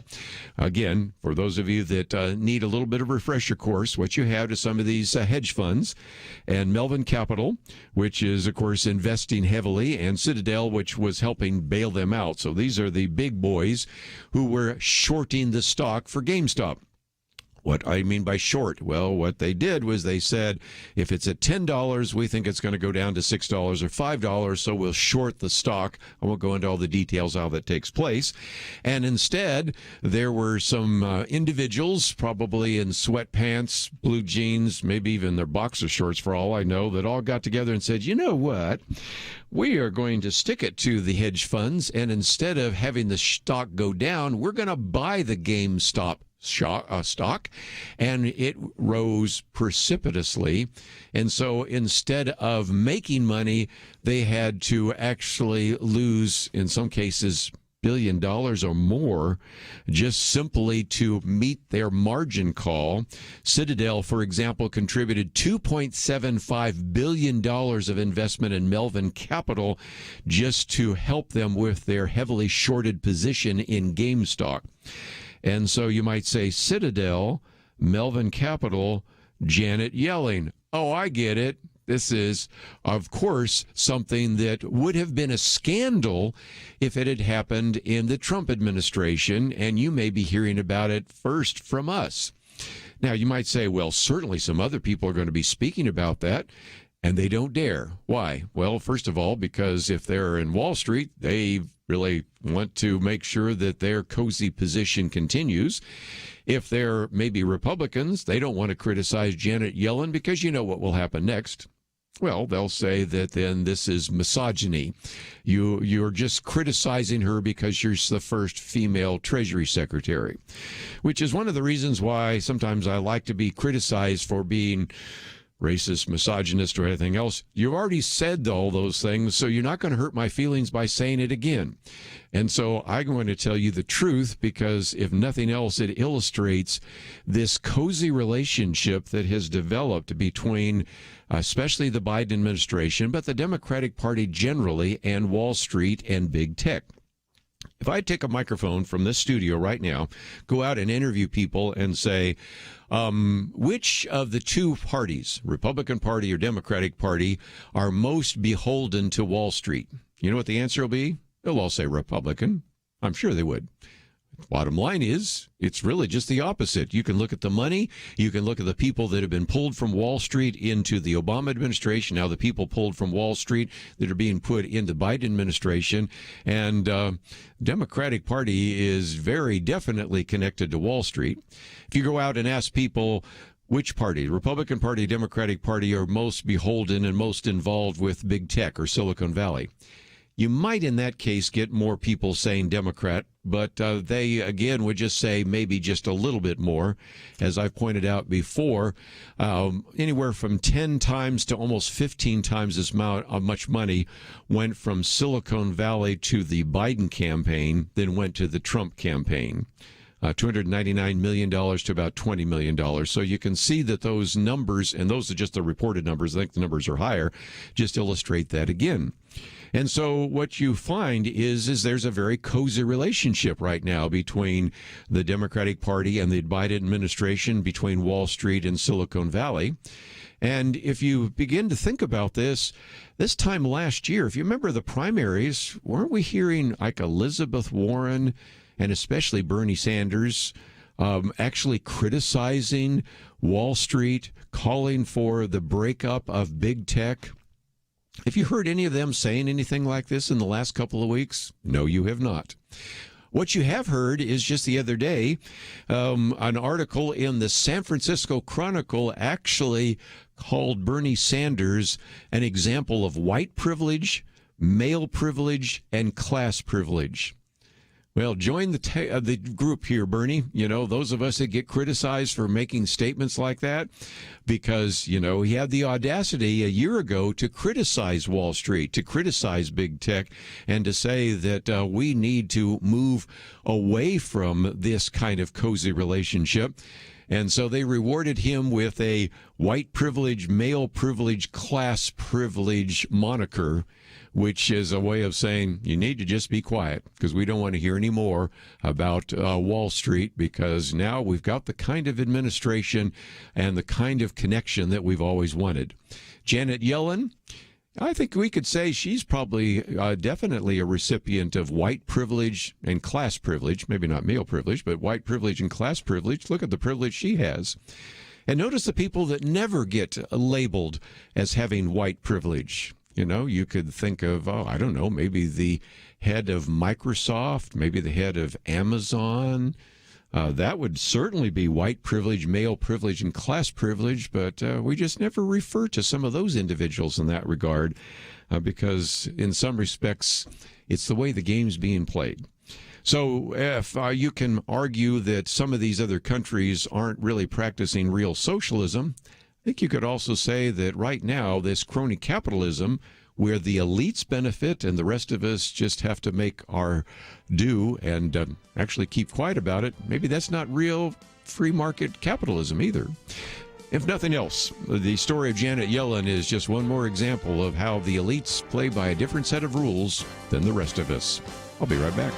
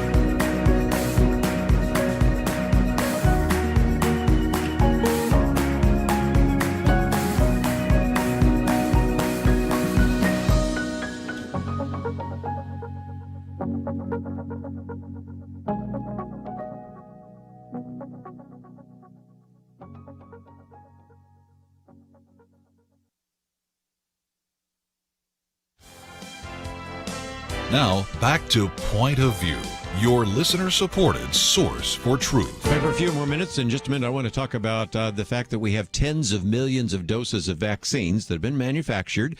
They're packed up. They're in warehouses ready to go, but, and I'll explain why they're just still sitting there in just a minute. But since we were talking about this idea of what some people think is crony capitalism, or some people might even call it corruption, I don't want to, because I just recognize that in some respects, people are able to do all sorts sorts of things because the rules are not uniform. And we have a Treasury Secretary that has actually been able to get, through the government channels, a waiver, an ethics waiver, because of the almost $1 million worth of speaking fees that she's received from those individuals, which are right now involved in what many people have called the Robin Hood GameStop debacle. And, of course, that also will explain why you probably won't see any regulation of it, or unless there's regulation to help the hedge funds, but not the little guys. But, again, is it all legal? I guess so. Is it something that really raises some moral questions? I think that it does, but I'll leave that to you decide. And one of the other aspects of that is my viewpoints commentary for today. It is something that was done under the Obama administration. It was stopped under the Trump administration, and now the Biden administration wants to institute it again. And that is a situation which was created under the Obama Justice Department, which said that once the government brought a lawsuit, that this lawsuit then would result in fines, and those payments, instead of going into the federal treasury to maybe offset the national debt, would oftentimes go to left-wing groups. It's a great kind of, if you will, slush fund payout, and it was something that was done under the Obama administration, and then it was stopped under the Trump administration. Now, what is so interesting is when the Attorney General at that time, that would be Jeff Sessions, came in to office, he said, you know, when the federal government settles a case, those funds should go first to the victims, then to the American people. And he said they should not bankroll third-party special interest groups or the political friends of whoever is in power. So 3 cheers for the Trump administration, 3 cheers for the Attorney General at the time, Jeff Sessions. Now, he wanted to bring that stop, and there was a piece of legislation by a representative, Bob Goodlatte, who actually wanted to actually get that actually enacted into law to prevent that from taking place. First of all, it is amazing the kind of bills we have to sometimes create to prevent something which you wouldn't think anybody would have done in the first place. But, you know, when you put people in power that try to figure out ways to benefit their friends and their political friends, as well as try to punish their political enemies, you sometimes have to pass legislation. Well, nevertheless, that bill never went anywhere because, of course, you had a democratically controlled Congress later on, and that didn't go anywhere. So it left it to the Trump Justice Department to simply enact a rule saying that you will not actually take funds from a fine and then give it to your political friends. And that was actually put in and is now under review by the executive order signed by President Joe Biden. Now, you might say, are you really grasping at straws? Is this even that big a deal? And I give you one example. Back in one case, you had the settlement that came from Bank of America, and the Justice Department entered into a $17 billion settlement because it had to do with what are mortgage abuses. You might remember some of the concerns in 2008, 2009, 2010 in that regard. And I give you a quote from Investors Business Daily that point out that activist groups were going to then, at that time, receive millions of dollars from that settlement. And they described it, the editors there at the Investors Business Daily, as a raft of political payoffs to Obama constituency groups. They go on to say, in effect, the government has ordered the nation's largest bank to create a massive slush fund for Democrat special interest. So, has that been changed? No, but the administration right now is considering that because of this executive order. And it just illustrates again how some of these games get played. Is that illegal? Well, not if the Justice Department finally rules that initial rule was not something that's appropriate. Will it be challenged all the way to the Supreme Court? I would hope so, but probably not. And it's one of the reasons why sometimes people become very cynical about government, because something that was implemented under the Obama administration, which I think previous administrations wouldn't even think would be appropriate, then was changed by the Trump administration, and now the current administration wants to bring back that same old slush fund payout. That's what happens in government if we aren't paying attention. One last break, just before the break, I might mention, and that is that we have right now tens of millions of doses of a vaccine. And you might say, well, which one is that? That's the new Johnson & Johnson vaccine.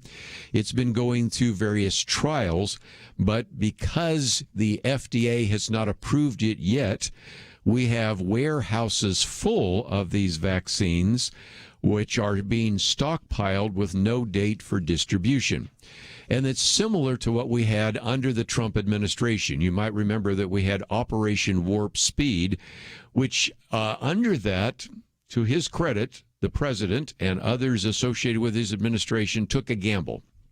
They said, we are going to pay you to produce Pfizer primarily, maybe some Moderna, but certainly Pfizer doses.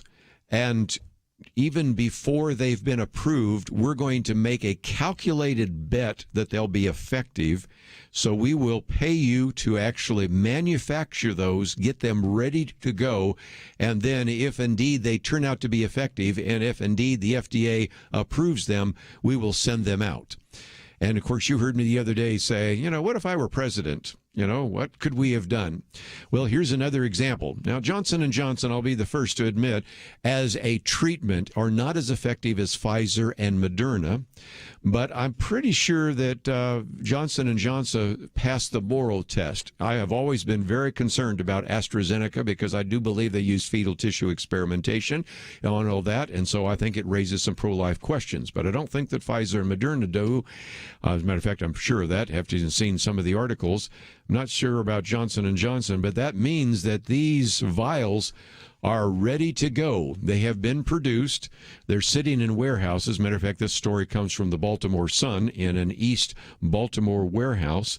And so as a result, this may be an opportunity to have many more of these vaccines flooded into the market. And that gives us the opportunity to put more of these doses in the arms of individuals. I recognize some of you say, I'm not going to take the vaccine. Okay, I understand that.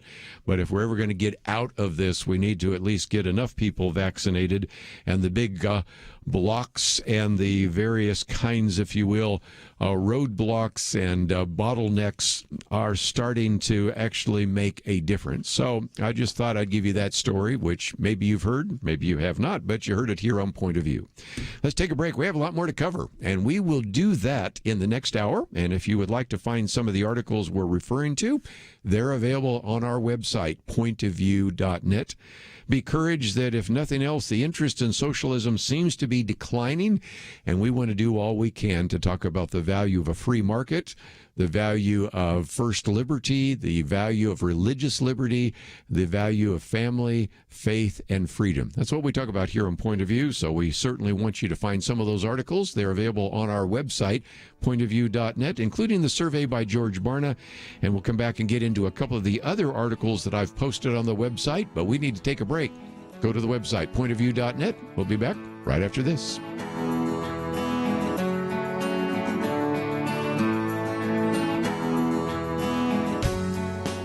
Having civil conversations about important issues seems to be harder and harder. Various media outlets tell people what they should believe, why they should be outraged, and getting people to actually think, well, it can be difficult. Whether it's the gospel, tax issues, social policy, or just about anything else, you need to have solid information and clear thinking to address the hard issues. You need God's truth applied. And that's what you get in less than 2 minutes with Point of View's Viewpoints Commentary, a daily resource to help you be informed and think through the things we need to be talking about. It is free and will arrive in your inbox each day when you visit pointofview.net/sign up. Sometimes we know we should say something, but we're silent because we're not quite sure what to say. Viewpoints Commentary can help you break the silence and change the narrative. It can make you a more equipped agent for truth. Get your free subscription to the Viewpoints Commentary at pointofview.net/signup. pointofview.net/signup. Point of View will continue after this.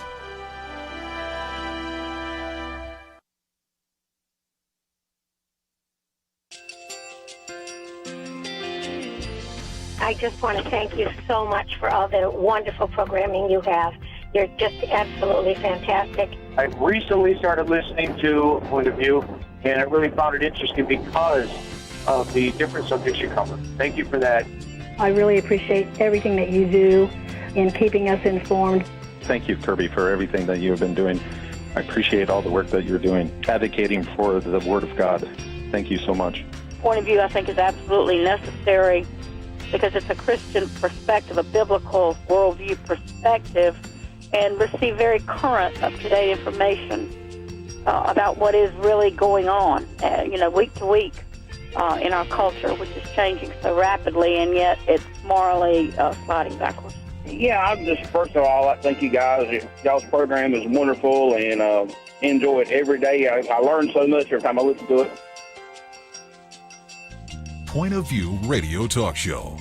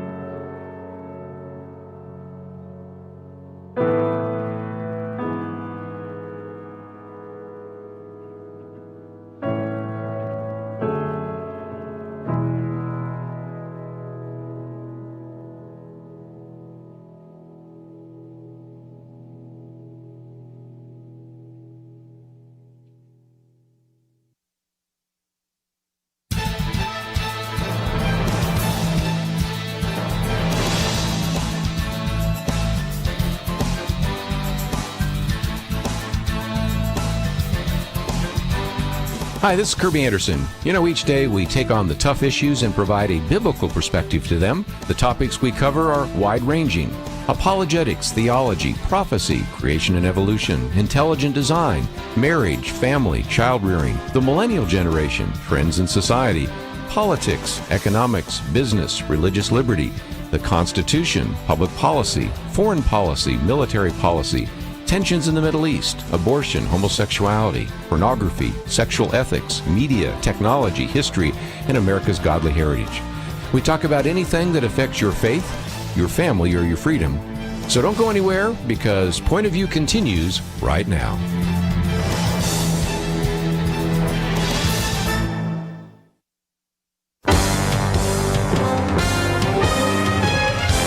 Across America, live. This is Point of View.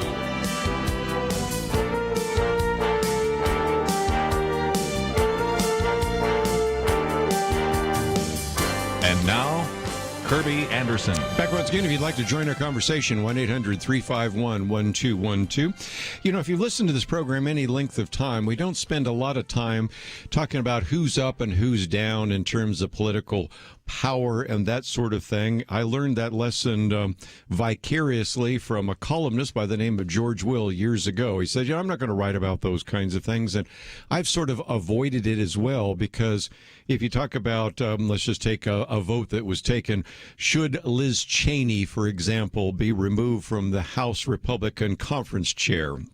Whether she stays in that position or not, I think she got 70% of the vote. It really isn't going to affect you on a day-to-day basis. So why spend any time talking about it, other than the fact that everybody else is talking about it, and there are so many other issues that aren't being discussed on other programs. That's why I tend to avoid that. On the other side, you can also see that there's a real push right now to actually remove Representative Marjorie Taylor Greene from a particular committee. And again, I wouldn't necessarily want to spend time talking about that, because she represents one district out of Georgia. She, let's be somewhat honest, has some ideas that are, to put it mildly, controversial. Senator Ben Sass says she's cuckoo for Cocoa Puffs. That's kind of his line for it. And that's probably a nice way to say it. I've seen others make even more dramatic statements about that.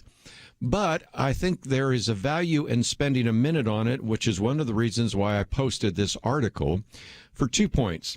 Point number one is to recognize that the attack on her right now by the Democrats is an intended distraction. What do I mean by that? When you don't have Donald Trump to vilify every day, of course, next week they'll have an opportunity with the impeachment trial, you have to go after somebody. And so why not go after a very easy target? You talk about target rich, she is. Okay, and maybe some of you want to call in and say you voted for her. Well, she got 75% of the vote, and in some respects, what do? You say, well, because I don't like her views, we're going to remove her from a committee. Well, that's the argument being made, and so she's becoming kind of the poster child for the Republican Party for just a minute. It is an issue that could have been avoided. I think I've mentioned this before, that even Senator Ben Sass, since I quoted him once, said that this was a mistake that Kevin McCarthy, who is the, of course, House Minority Leader, head of the Republican Party in the House, made a long time ago. He could have said, even though she won as primary, we certainly don't see that she represents the Republican Party. But the problem has been, whether you're a Speaker of the House, whether you're a House Minority Leader, whether you're a Republican or a Democrat, sometimes you need those votes, even if you don't like the people who are giving you the votes.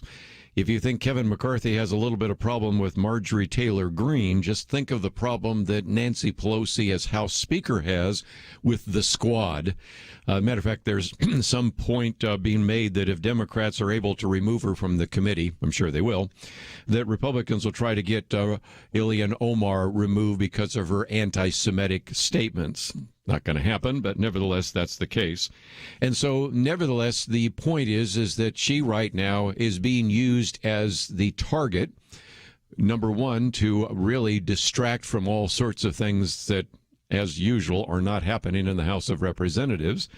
And you always need a target, so she's the target. But if she were to step down tomorrow, they go after someone else, maybe our representative from Colorado that likes to pack, or, Louis Gohmert. I mean, you figure it out. It's going to be someone like that.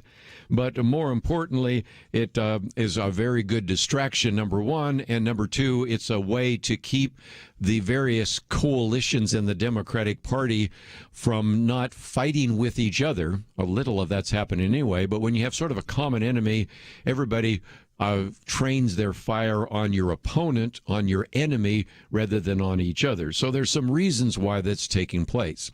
That being said, David Harsanyi the other day wanted to have some fun with this and said what not to do with Marjorie Taylor Greene, because what he says is that Republicans should not do this, and what he's implying is this is exactly what the Democrats have been doing for some time.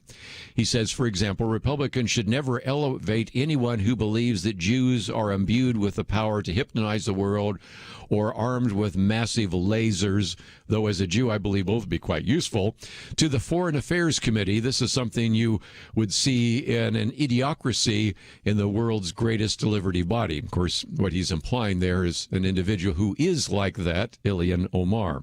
Nor should Republicans pass resolutions shielding their members from taking responsibility for their crass anti-Semitic or bigoted statements. Of course, that's Ilhan Omar as well.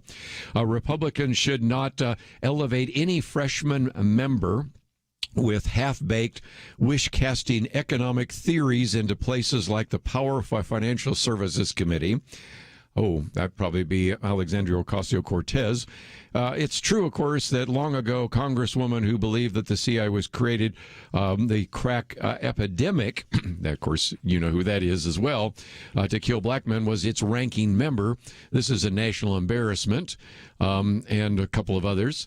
You should never allow the mad ravings of a first-term congressperson who, let's say, wants to ban meat and airplanes or create a ministry of truth to be used as the framework for the nation's entire energy policy. Again, that's a thinly veiled shot at Alexandria Ocasio-Cortez. Do not be tempted to rationalize or excuse the insanity of such members, even when they accidentally trip over the truth from time to time. When it comes to conspiracy theorists, there are always some plausible snippets of reality, and so you get into some of that as well. Don't entertain their fabulism, much less their popularity is driven by emotional appeals. And he goes on to a whole series of other kinds of issues in which pointing out that there are all sorts of other individuals in the Democratic Party who fit this criterion very easily, or these various criteria, and as a result have never been punished, never been outed, never seen Republicans try to remove them from committees. And so, if nothing else, he gets the end by saying, look, don't get me wrong, there is no doubt that Greene's comments are legitimate news and that her presence hurts the GOP. Republicans should do better self-policing for their own sake.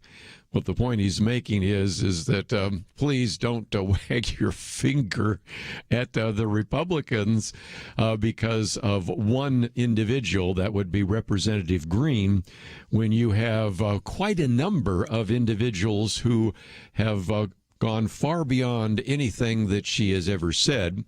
And, of course, David Harsanyi doesn't get into it, but those of us that are old around the table can remember times when we've had people that have actually been accused of crimes who still have served on committees in the House. And just the other day, we talked about one individual serving on the House Intelligence Committee, and he had a friend by the name of Fang Fang, and you might remember all the questions about that as well. And that was not enough to remove him from that particular committee. So all I'm saying is we don't really want to care who's up or who's down, but don't get caught up in some of this, because if nothing else, we need to have discernment. It's kind of my word for 2021, and here's one more reason to exercise some discernment. We'll be right back.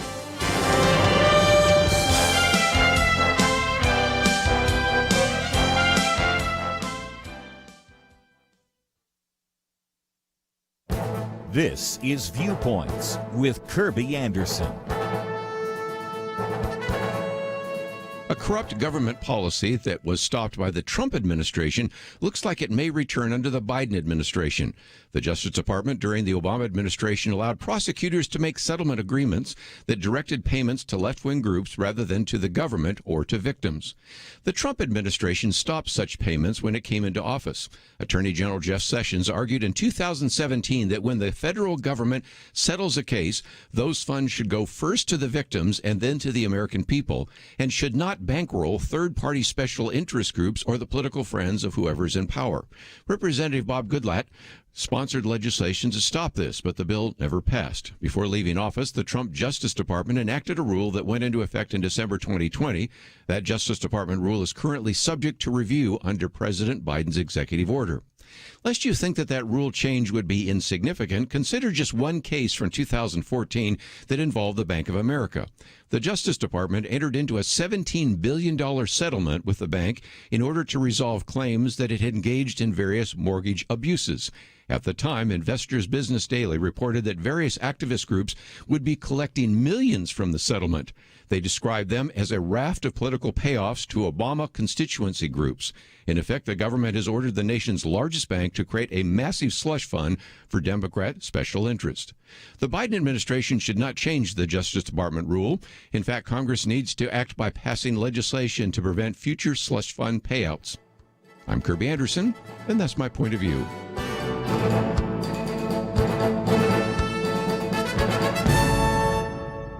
For a free copy of Kerby's booklet, A Biblical View on Loneliness, go to viewpoints.info/loneliness. That's viewpoints.info/loneliness.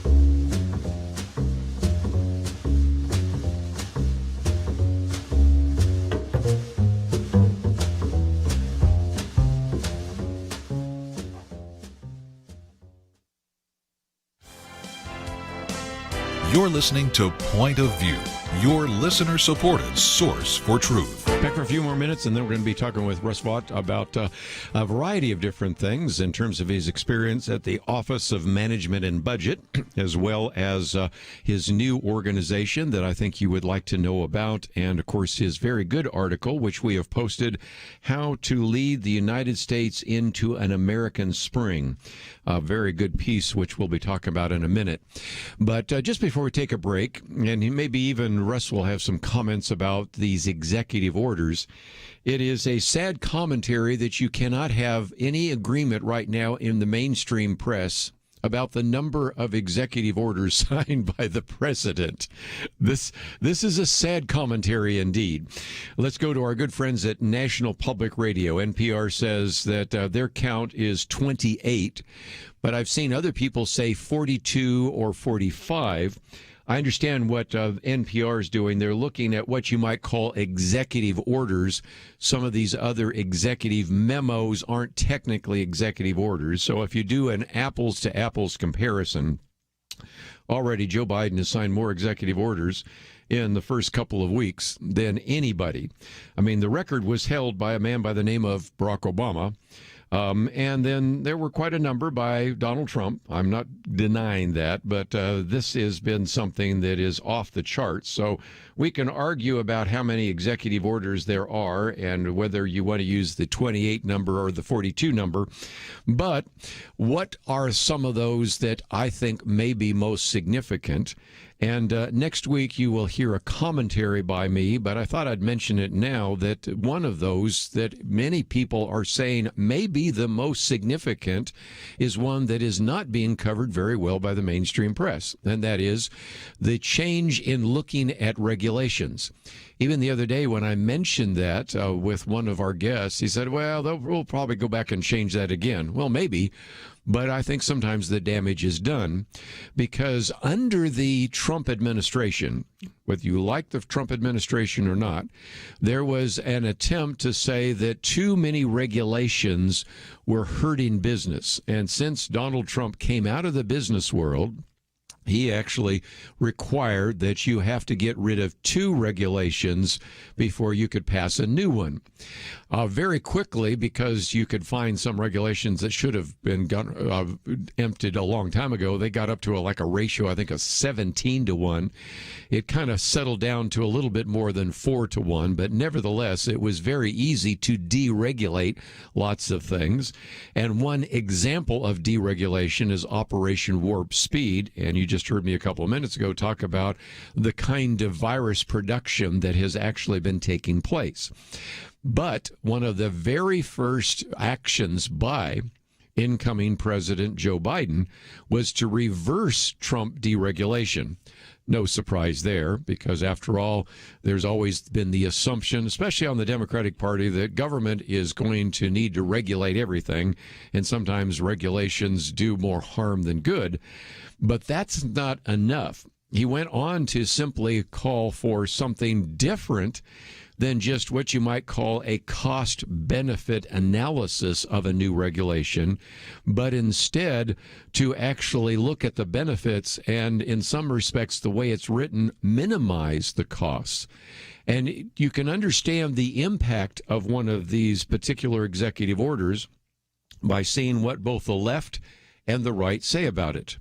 Here's from the left. James Goodwin is a senior policy analyst at the Center for Progressive Reform. He would call himself a progressive, call himself a liberal. And he actually said the other day, I think it was a piece in the Huffington Post, I realize what I'm about to say sounds absurd, but that is this executive order by Joe Biden has the potential to be the most significant action Biden took on day one. Whew. So he's really excited. By the way, there's some other great comments from Alexandria Ocasio-Cortez and all sorts of other things about that. Let's look at what a conservative would say. That'd be Clyde Wayne Cruz. He's a regulation expert at the Competitive Enterprise Institute. We've interviewed from time to time somebody from CEI. And he warned that this executive order, quote, is likely to do away with cost-benefit analysis by elevating unquantifiable aims as benefits and deny cost of regulation altogether. And so, as I point out in my piece, no longer does the federal government have to consider all the costs of regulation, but instead we want to evaluate it in terms of how it might benefit minorities, how it might push forward gender equality or transgenderism, or even deal with the whole issue of climate change. Because if you do any kind of fair and honest cost benefit of some of the proposals being put forward right now, through the Green New Deal or through just the attempt to address climate change, the costs are huge and the benefits are minimal. And so if indeed you no longer have to do a cost-benefit analysis, you can see how very quickly some very draconian kind of policies could be implemented and why that would be the case. If you wonder, why am I worried about regulations? Again, in the piece, I quote from the research that's been done over the years, and there's a difficulty in trying to quantify the cost of regulations. But the estimate that I see cited more than once, many times, is that federal regulations right now cost the economy about $1.9 trillion in annual cost. In other words, you're paying for it as sort of a hidden tax in terms of the kinds of regulations that prevent production, prevent reducing the cost of goods, because the cost of meeting those regulatory requirements is very high. Now, do we need some regulations? Of course we do. Without regulations, I doubt we would have as clean of air or clean water, but I suspect we'd have more than many of the people in the environmental movement would acknowledge that we do. But nevertheless, one of those executive orders, which isn't getting much publicity at all, is this one that really changes the way in which we reevaluate these regulations. And I think that is significant. Another one of these executive orders, which I lament, and I've mentioned that before, and it's something that I wrote about yesterday, but since we didn't get to it, I thought I would bring up, is the executive order that Joe Biden signed the first day to disband the 1776 Commission. Now, that was an attempt to really, if you can, set down what are some of the founding principles of this country and talk about how those principles shape this country, and then even begin to point out how, in some cases, we have not always fulfilled those requirements, and that's led to very significant pieces of legislation and changes in our culture and the rest. And I would recognize that compared to some of the other ones we've talked about here, the Keystone XL pipeline, the construction, stopping the construction of the wall, the one we talked about the other day, the promotion of transgenderism and the impacts it's going to have on women's sports and things like that. So this may not seem that significant, but the sad reality is this was a, if you will, a legitimate foundation for talking about the history of this country. And if you've not been paying attention, there is another drumbeat out there right now saying we need to fight against Christian nationalism. Now, there are some individuals that I think have gone too far in trying to say that America was a Christian nation and all the founders were Christian. No, they weren't. And maybe that's a reaction to what you get in a typical college classroom in which they say that nobody was a Christian in the founding of this country, and they somehow just don't seem to remember Benjamin Rush and John Adams and James Madison and all sorts of people like that. But anyway, and so this was really an attempt to try to provide that intellectual foundation, and secondarily to counter the so-called 1619 Project, which was something started by the New York Times, arguing that the reason we have the American Revolution was to perpetuate the institute of slavery. I don't think so. Matter of fact, it's very easy to dismiss that. And there have been lots of eminent historians that have been very critical of the 1619 Project. And I thought, if nothing else, the 1776 Commission certainly had a great deal of value. By the way, some of the people that are involved with that are still going to be writing and publishing, but it just won't be an official function of the federal government. But if nothing else, that should tell you a great deal about what Joe Biden and his administration think about those individuals that believe that this country was founded on the principles of 1776 and the Declaration, or 1787 and the Constitution, and instead seemingly want to say that America was founded on the institution of slavery in 1619. So these are some executive orders you probably haven't heard a great deal about, but we talk about them here on Point of View because we think they are significant. We come back from the break. We're going to spend some time talking about Russ Vought, about his work and his new organization, and about his writing about how to lead the United States into an American spring. We'll talk about that right after this.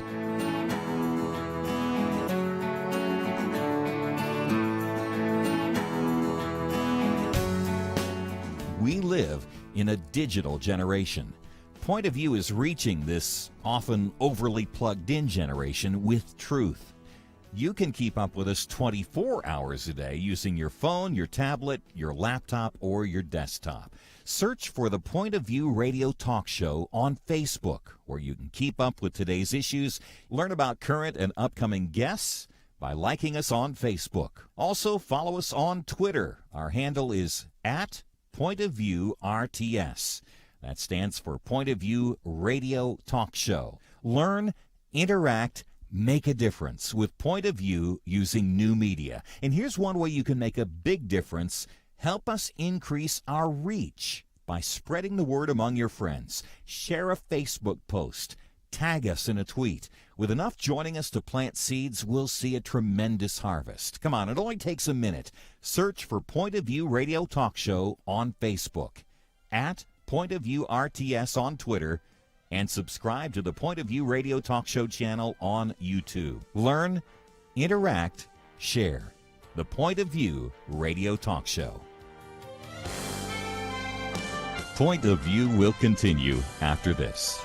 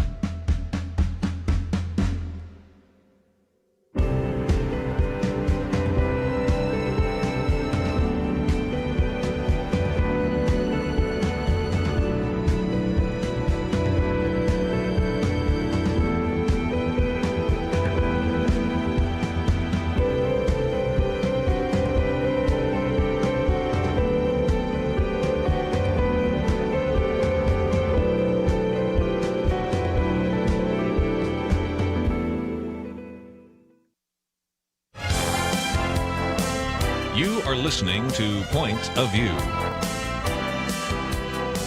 The opinions expressed on Point of View do not necessarily reflect the views of the management or staff of this station. And now, here again is Kerby Anderson. Final half hour, we have a chance now to talk with Russ Vought for just a few minutes, and he has started a new organization, the Center for American Restoration. We were talking about it last week, Penna Dexter, Kelly Shackelford, and others about this think tank. Of course, we got into a conversation about should there be a religious test for political office. Russ has been the recipient of some of those questions from Bernie Sanders and others, but in addition to the information we have on the website there, which I think you will really want to find out more about. We've also published this piece that he wrote on how to lead the United States into an American spring, and talking about for God, for country, for community. I think you're really going to enjoy that as well, so I encourage you to read that and print it out. If you are not familiar with him, we've talked about him before because, of course, he was one of the individuals with the Office of Management and Budget under the Trump administration, served there for 2 years. Before that, served as the vice president of the Heritage Action for America, worked on Capitol Hill, was policy director for the House Republican Conference. At that time, you had the then chairman, Mike Pence. As you might remember, Russ is a graduate of Wheaton College, which surfaced in one of those confirmation hearings, and also has a law degree from George Washington University Law School, and joins us now by phone. So, Russ, thank you for joining us today here on Point of View. Thanks for having me on, Kerby.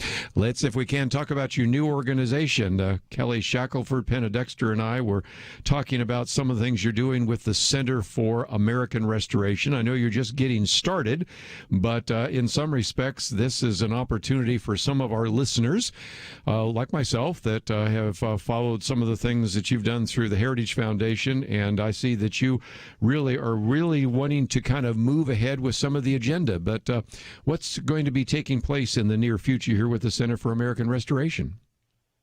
Thanks. What we want to do is to continue to be able to advance on cultural issues that we think are really important and that have been at the center of what the last 4 to 5 years of work have been about.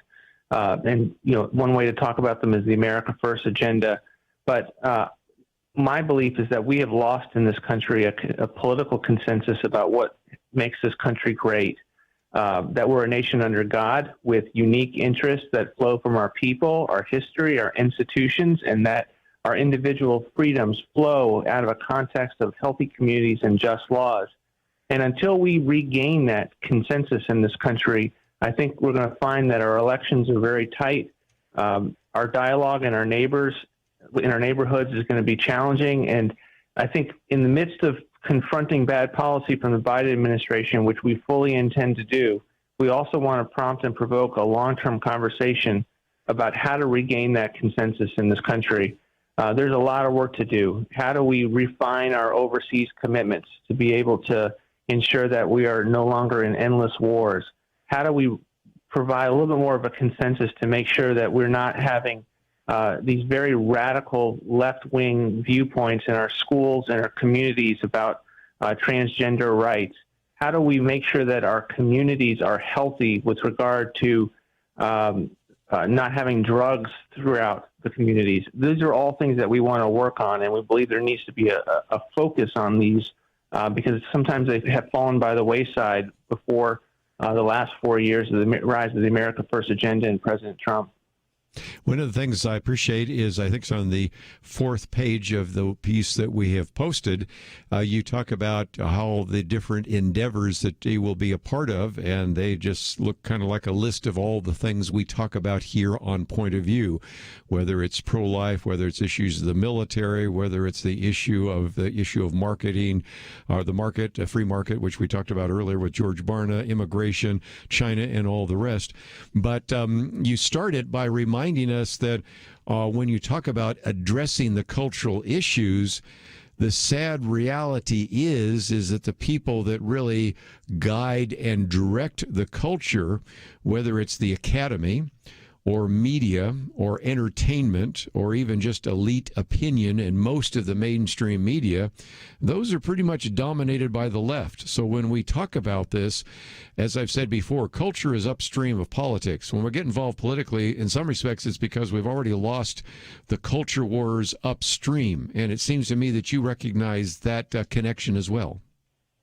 I do, and it's one of the reasons why we need a think tank in addition to an activist organization, is because we're trying to put forward policies and prompt a conversation among elites that can hopefully go into media, can hopefully go into science, who can go into Fortune 500 companies and be able to unpack the assumptions about what is flowing downstream from culture. And that is so vital. And we have an opportunity to win hearts and minds, but so much of this is embedded in the last 100 years of progressivism and really some of earlier thinkers even before that. And until we really unpack that and allow people to see it and see how they're being impacted by various ideas and how those ideas then manifest itself in the ordinary practices and intuitions of the people, we've got a lot of work to do. Russ Vought with us, and if we can, before we take the first break here, talk about kind of the for God, for country, and community. First of all, for God, I mean, again, I recognize that, as I shared before you even came on the air, you're having some people saying we need to be really fearful of Christian nationalism, and I would agree that sometimes Christians have gone too far in trying to say, well, everything on our founding was Christian. No, it was not. But at the same time, you and I both know if you go into the university classrooms today, and I went to Georgetown when you were going to George Washington, they're maybe a little more sympathetic, but most of the classrooms I've spoken in are pretty much starting with the assumption that God had nothing to do with the founding of this country, Christians had nothing to do with the founding of this country, and Judeo-Christian worldview is actually a source of shame rather than the foundation of this country. And yet, obviously, you have a very different and I think a much more accurate perspective of that, don't you? I do, and I respond to those arguments by arguing that they have, if there is any truth to their argument, and I don't believe there is truth to it, it's because of the reality that the Constitution and our laws, the founding, were based and founded upon a Judeo-Christian worldview. And so, yes, we wanted to have pluralism, and we wanted to have a public square that allowed for all views and to have freedom of religion. But that didn't mean that the Judeo-World-Christian view was going to be put outside of the public square. That would have been unheard of, and our founding fathers would have said, we're not going to have a free people if we go down that road for very long. So I push back to folks and say, what's the essence of being a Christian nation? It's that you're a people with a consensus of a worldview, and that doesn't mean that we are uniquely chartered in any way, and that if we're asking for if we're praying for other countries, that they would similarly have a similar consensus of a worldview. But if you believe that God has been forgotten, what's the political manifestation of that corrective? And I believe it is to begin to recognize that that we're a nation under God, or as I have said, for God. We have a purpose as a people. And if you miss that purpose, you have lost an ability to analyze how a people can be happy and satisfied and fulfilled. And if we do that, our public policy is going to be fundamentally lacking. One of the other ones is for country, and I love what you say there because, you know, it just always assumed that people would be patriotic, they would love their country, and then you take us in a couple of directions most people would not have thought about, you know, the endless wars, United States as a world policeman, and then here at home, the plundering of the economy by multinational corporations. So in some respects, if we really want to have an America first, or we want to have love for our country, it causes us to change some of the ways and rules and cultural norms that have been existing for some time, right? It does, and I think this is one of those areas that's going to require a lot of thinking and dissecting to make sure that we certainly have overseas commitments. We certainly have national security commitments. But if you get to a point, and I have found this to be true in this town, where you can't specifically name them all on a piece of paper or several pieces of paper, you probably have too many overseas commitments. And then we should probably refine them and then be very clear with countries about what our expectations for us to be able to live and exist peacefully. And so I think there's a lot of ways about looking at the world that have been eye-opening in the last 4 or 5 years, and we're trying to continue that work in ways, honestly, Kerby, that we can't do it when we're in government, because you have the the immediate moment, the immediate issue. Right. Yeah. And some of this stuff really needs to be reflected on and have public debate on and really come to a new consensus. Yeah, you need kind of a think tank. So I need to take a break. When we come back, I want to talk a little bit more about the idea of community and then what this is going to look like, because it seems to me that this could be providing some position papers and some opportunities to do a little more reflection on where we go in the future. And that's important. I think right now, if you ask some members of Congress, they'd say, I have no idea where we're going. Well, then you'll certainly hit a target every time when you don't have one in the first place. We'll be right back.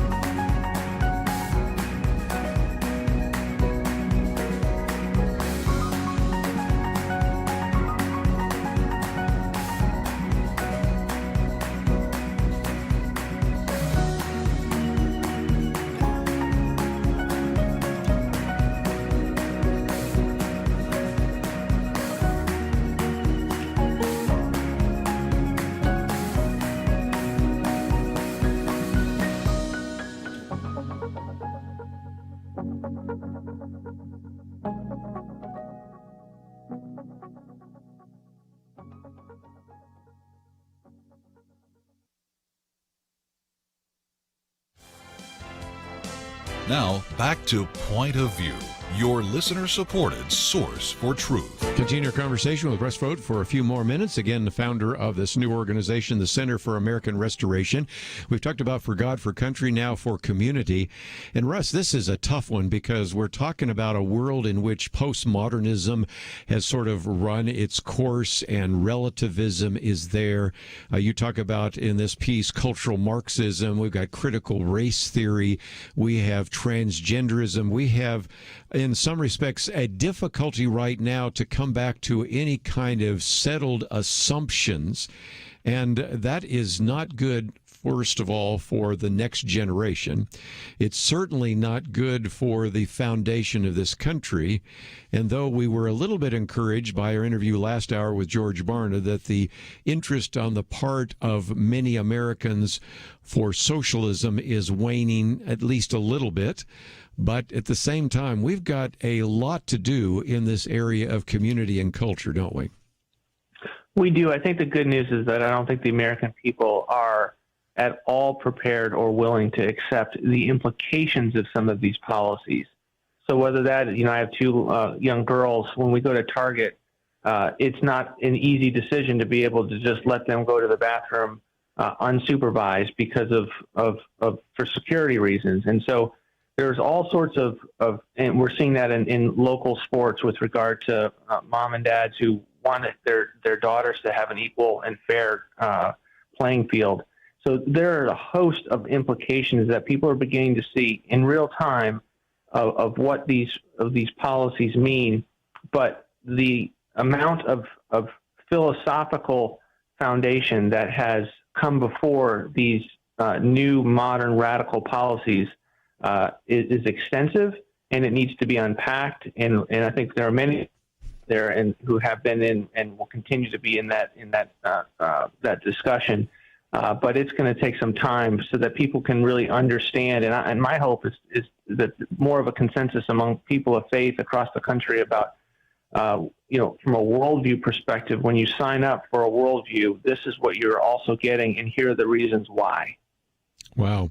Let's see if we can talk about what you want to be doing at the Center for American Restoration. And speaking of sign up, I just signed up, so I'll certainly be on your newsletter list and encourage our listeners to do the same. But it does seem to me that there is both thought and action. And sometimes we are in a situation where so many of our fellow kind of Christians, conservatives, and others, they're running all over the place, but they don't really have a plan. They don't have some of the intellectual firepower behind it. And of course, I've greatly appreciated a place where you worked before at the Heritage Foundation that has provided that, and there's some others that have, but I get the sense that you want to think and do a little more deep analysis of what is taking place. And so kind of give us your vision for what this Center for American Restoration is going to look like, and how maybe we, even here at Point of View, and our listeners can benefit from some of the work you'll be doing. You bet. It will be two organizations. One is the think tank, the Center for American Restoration, and the other will be the action-oriented group that will do things like grassroots lobby and working with members of Congress, and that will be called American Restoration Action, and that's coming soon. One of the reasons we wanted to get out of the gate as quickly as we possibly could is that there's a fight that's out there right now for the soul of the country, and we're losing time with every passing day. And so even while we were ramping up, we wanted to be able to have this conversation and to get the word out that these organizations were coming. We are up and running on the center, and I appreciate you signing up. But we are going to both be oriented towards the fight, because also when people are engaged in the debate, they seek information to be able to refine their positions, learn how to talk about the issues, figure out what are the best ways to talk about something. And that is a very important way to have champions arise. And then you build a movement around that. And so we believe that there are two organizations that are needed under the banner of the main center. And one is designed to have ironclad research and analysis. And the other one is designed to more along the lines of infrastructure and grassroots lobbying. So again, I just think that what we need to do is recognize and educate people about these issues. And, we are talking about these various executive orders that have been signed by Joe Biden. And, of course, I know tomorrow we'll probably spend some time talking with Kelly Shackelford and Penna Dexter about the transgenderism and some of those. But even before you came on the air, I highlighted a couple that most people aren't talking about. One is the whole changing of how we evaluate regulations. That's certainly one that I think is of concern, and so I've talked about that. And another one, which kind of gets back to your view of God, the attempt to disband the 1776 Commission. And so it seems to me that one of the great things that you can do and others in Washington, D.C. can do is help us make sense of some of those, because while we are up there talking about ones that are obviously of great concern, whether it's the Keystone XL pipeline mind, whether it's the issue of transgenderism, whether it is the actually no longer building the wall and actually trying to dismantle the wall, or even the one I talked about today, these slush fund payouts. There are some others that we need to know about as well, and we've got a lot of work to do. And so if nothing else, I know that's what you're sort of gearing up for there at the Center for American Restoration. No question. And you raise one that we have our eye on, and in the sense that they have really changed our ability to, or changed their ability to move forward with regulation. Previously, we always had cost-benefit analysis, and while they didn't remove that EEO, they put in guidance to overlay it, to basically say that if there are things that are hard to quantify their benefits, we want you to still take them into consideration, and presumably they'll look for the most far out there analytical justification to come up and override some of the statistical precedents that we had in place. And so we are very troubled by that. We'll have to see how that plays out. But there's a lot of things that is a target-rich environment right now coming from the Biden administration. And so, again, if you'd like to know a little bit more, we have information about Russ on the website. And click on that button that says visit the website so you can find out more about the Center for American Restoration. But also this particular piece that came to the Federalist, How to Lead the United States into an American Spring. Get about, make sure you have at least 4 or 5 pages, well, I guess you'll be about 5 or 6 pieces of paper there in your printer, and print it out. And I would encourage you to read it and to send it on to others. And I appreciate you writing it. I appreciate you being on the program. And Russ, I look forward to the next opportunity, because I suspect you'll be producing some white papers and policy papers that we will be able to feature here on Point of View. So thank you so very much for joining us today here on Point of View. Same here, Kirby. Appreciate it. Well, let's take a break. As you already heard me mention, tomorrow we will, of course, have our Friday weekend edition. Penna Dexter, Kelly Shackelford will be with us. And let me just mention before we take a break, one of the take action items which we have changed out is my media bias booklet. We have sent that out to many of you, and you may have already received it. But I have found that lately, as I've been out speaking, it is one of our more popular booklets and topics. So if you would like to get a copy of that, just click on the button, and it gives you an opportunity for us to send it as an instant download email. Now, if you want printed copies, you might have to contact us, but we've made it very easy for you to get the information about media bias. And you've heard me say before, kind of my word for this year is discernment. And so I want you to be able to have discernment about what you see, read, and hear. And this is an attempt to share with you some of the best research I've ever seen on the subject of media bias. We all know there's bias, but how can we quantify it, and what kind of impact is it having? That's what's in the booklet, and we want to make that available to you. Most importantly, I want to thank Andrew and Steve for their help behind the scenes. We look forward to seeing you tomorrow on Point of View right here. Sometimes I think about seeds. You ever stop to consider that some seeds become entire trees, and some trees grow up and produce fruit? Other seeds become flowers or vines that bring us vegetables or berries. And some trees don't have fruit, but they're just pretty, especially in some parts of the country when it comes to the fall colors. Yeah, sometimes my mind goes off like that. And I also think about such things when it comes to the seeds that so many have planted in the quest to impact our nation through Point of View Radio. You may think that your gift is a small thing, but like a seed, it can grow to have an impact beyond your imagination. If you want to see beauty again in America, consider planting a seed today and making a difference by joining the Point of View Truth Team. Get the details today, right now, by visiting pointofview.net/team or call us at 1-800-347-5151. Plant a seed for a great future. Cultivate truth. Pointofview.net/team and 800-347-5151.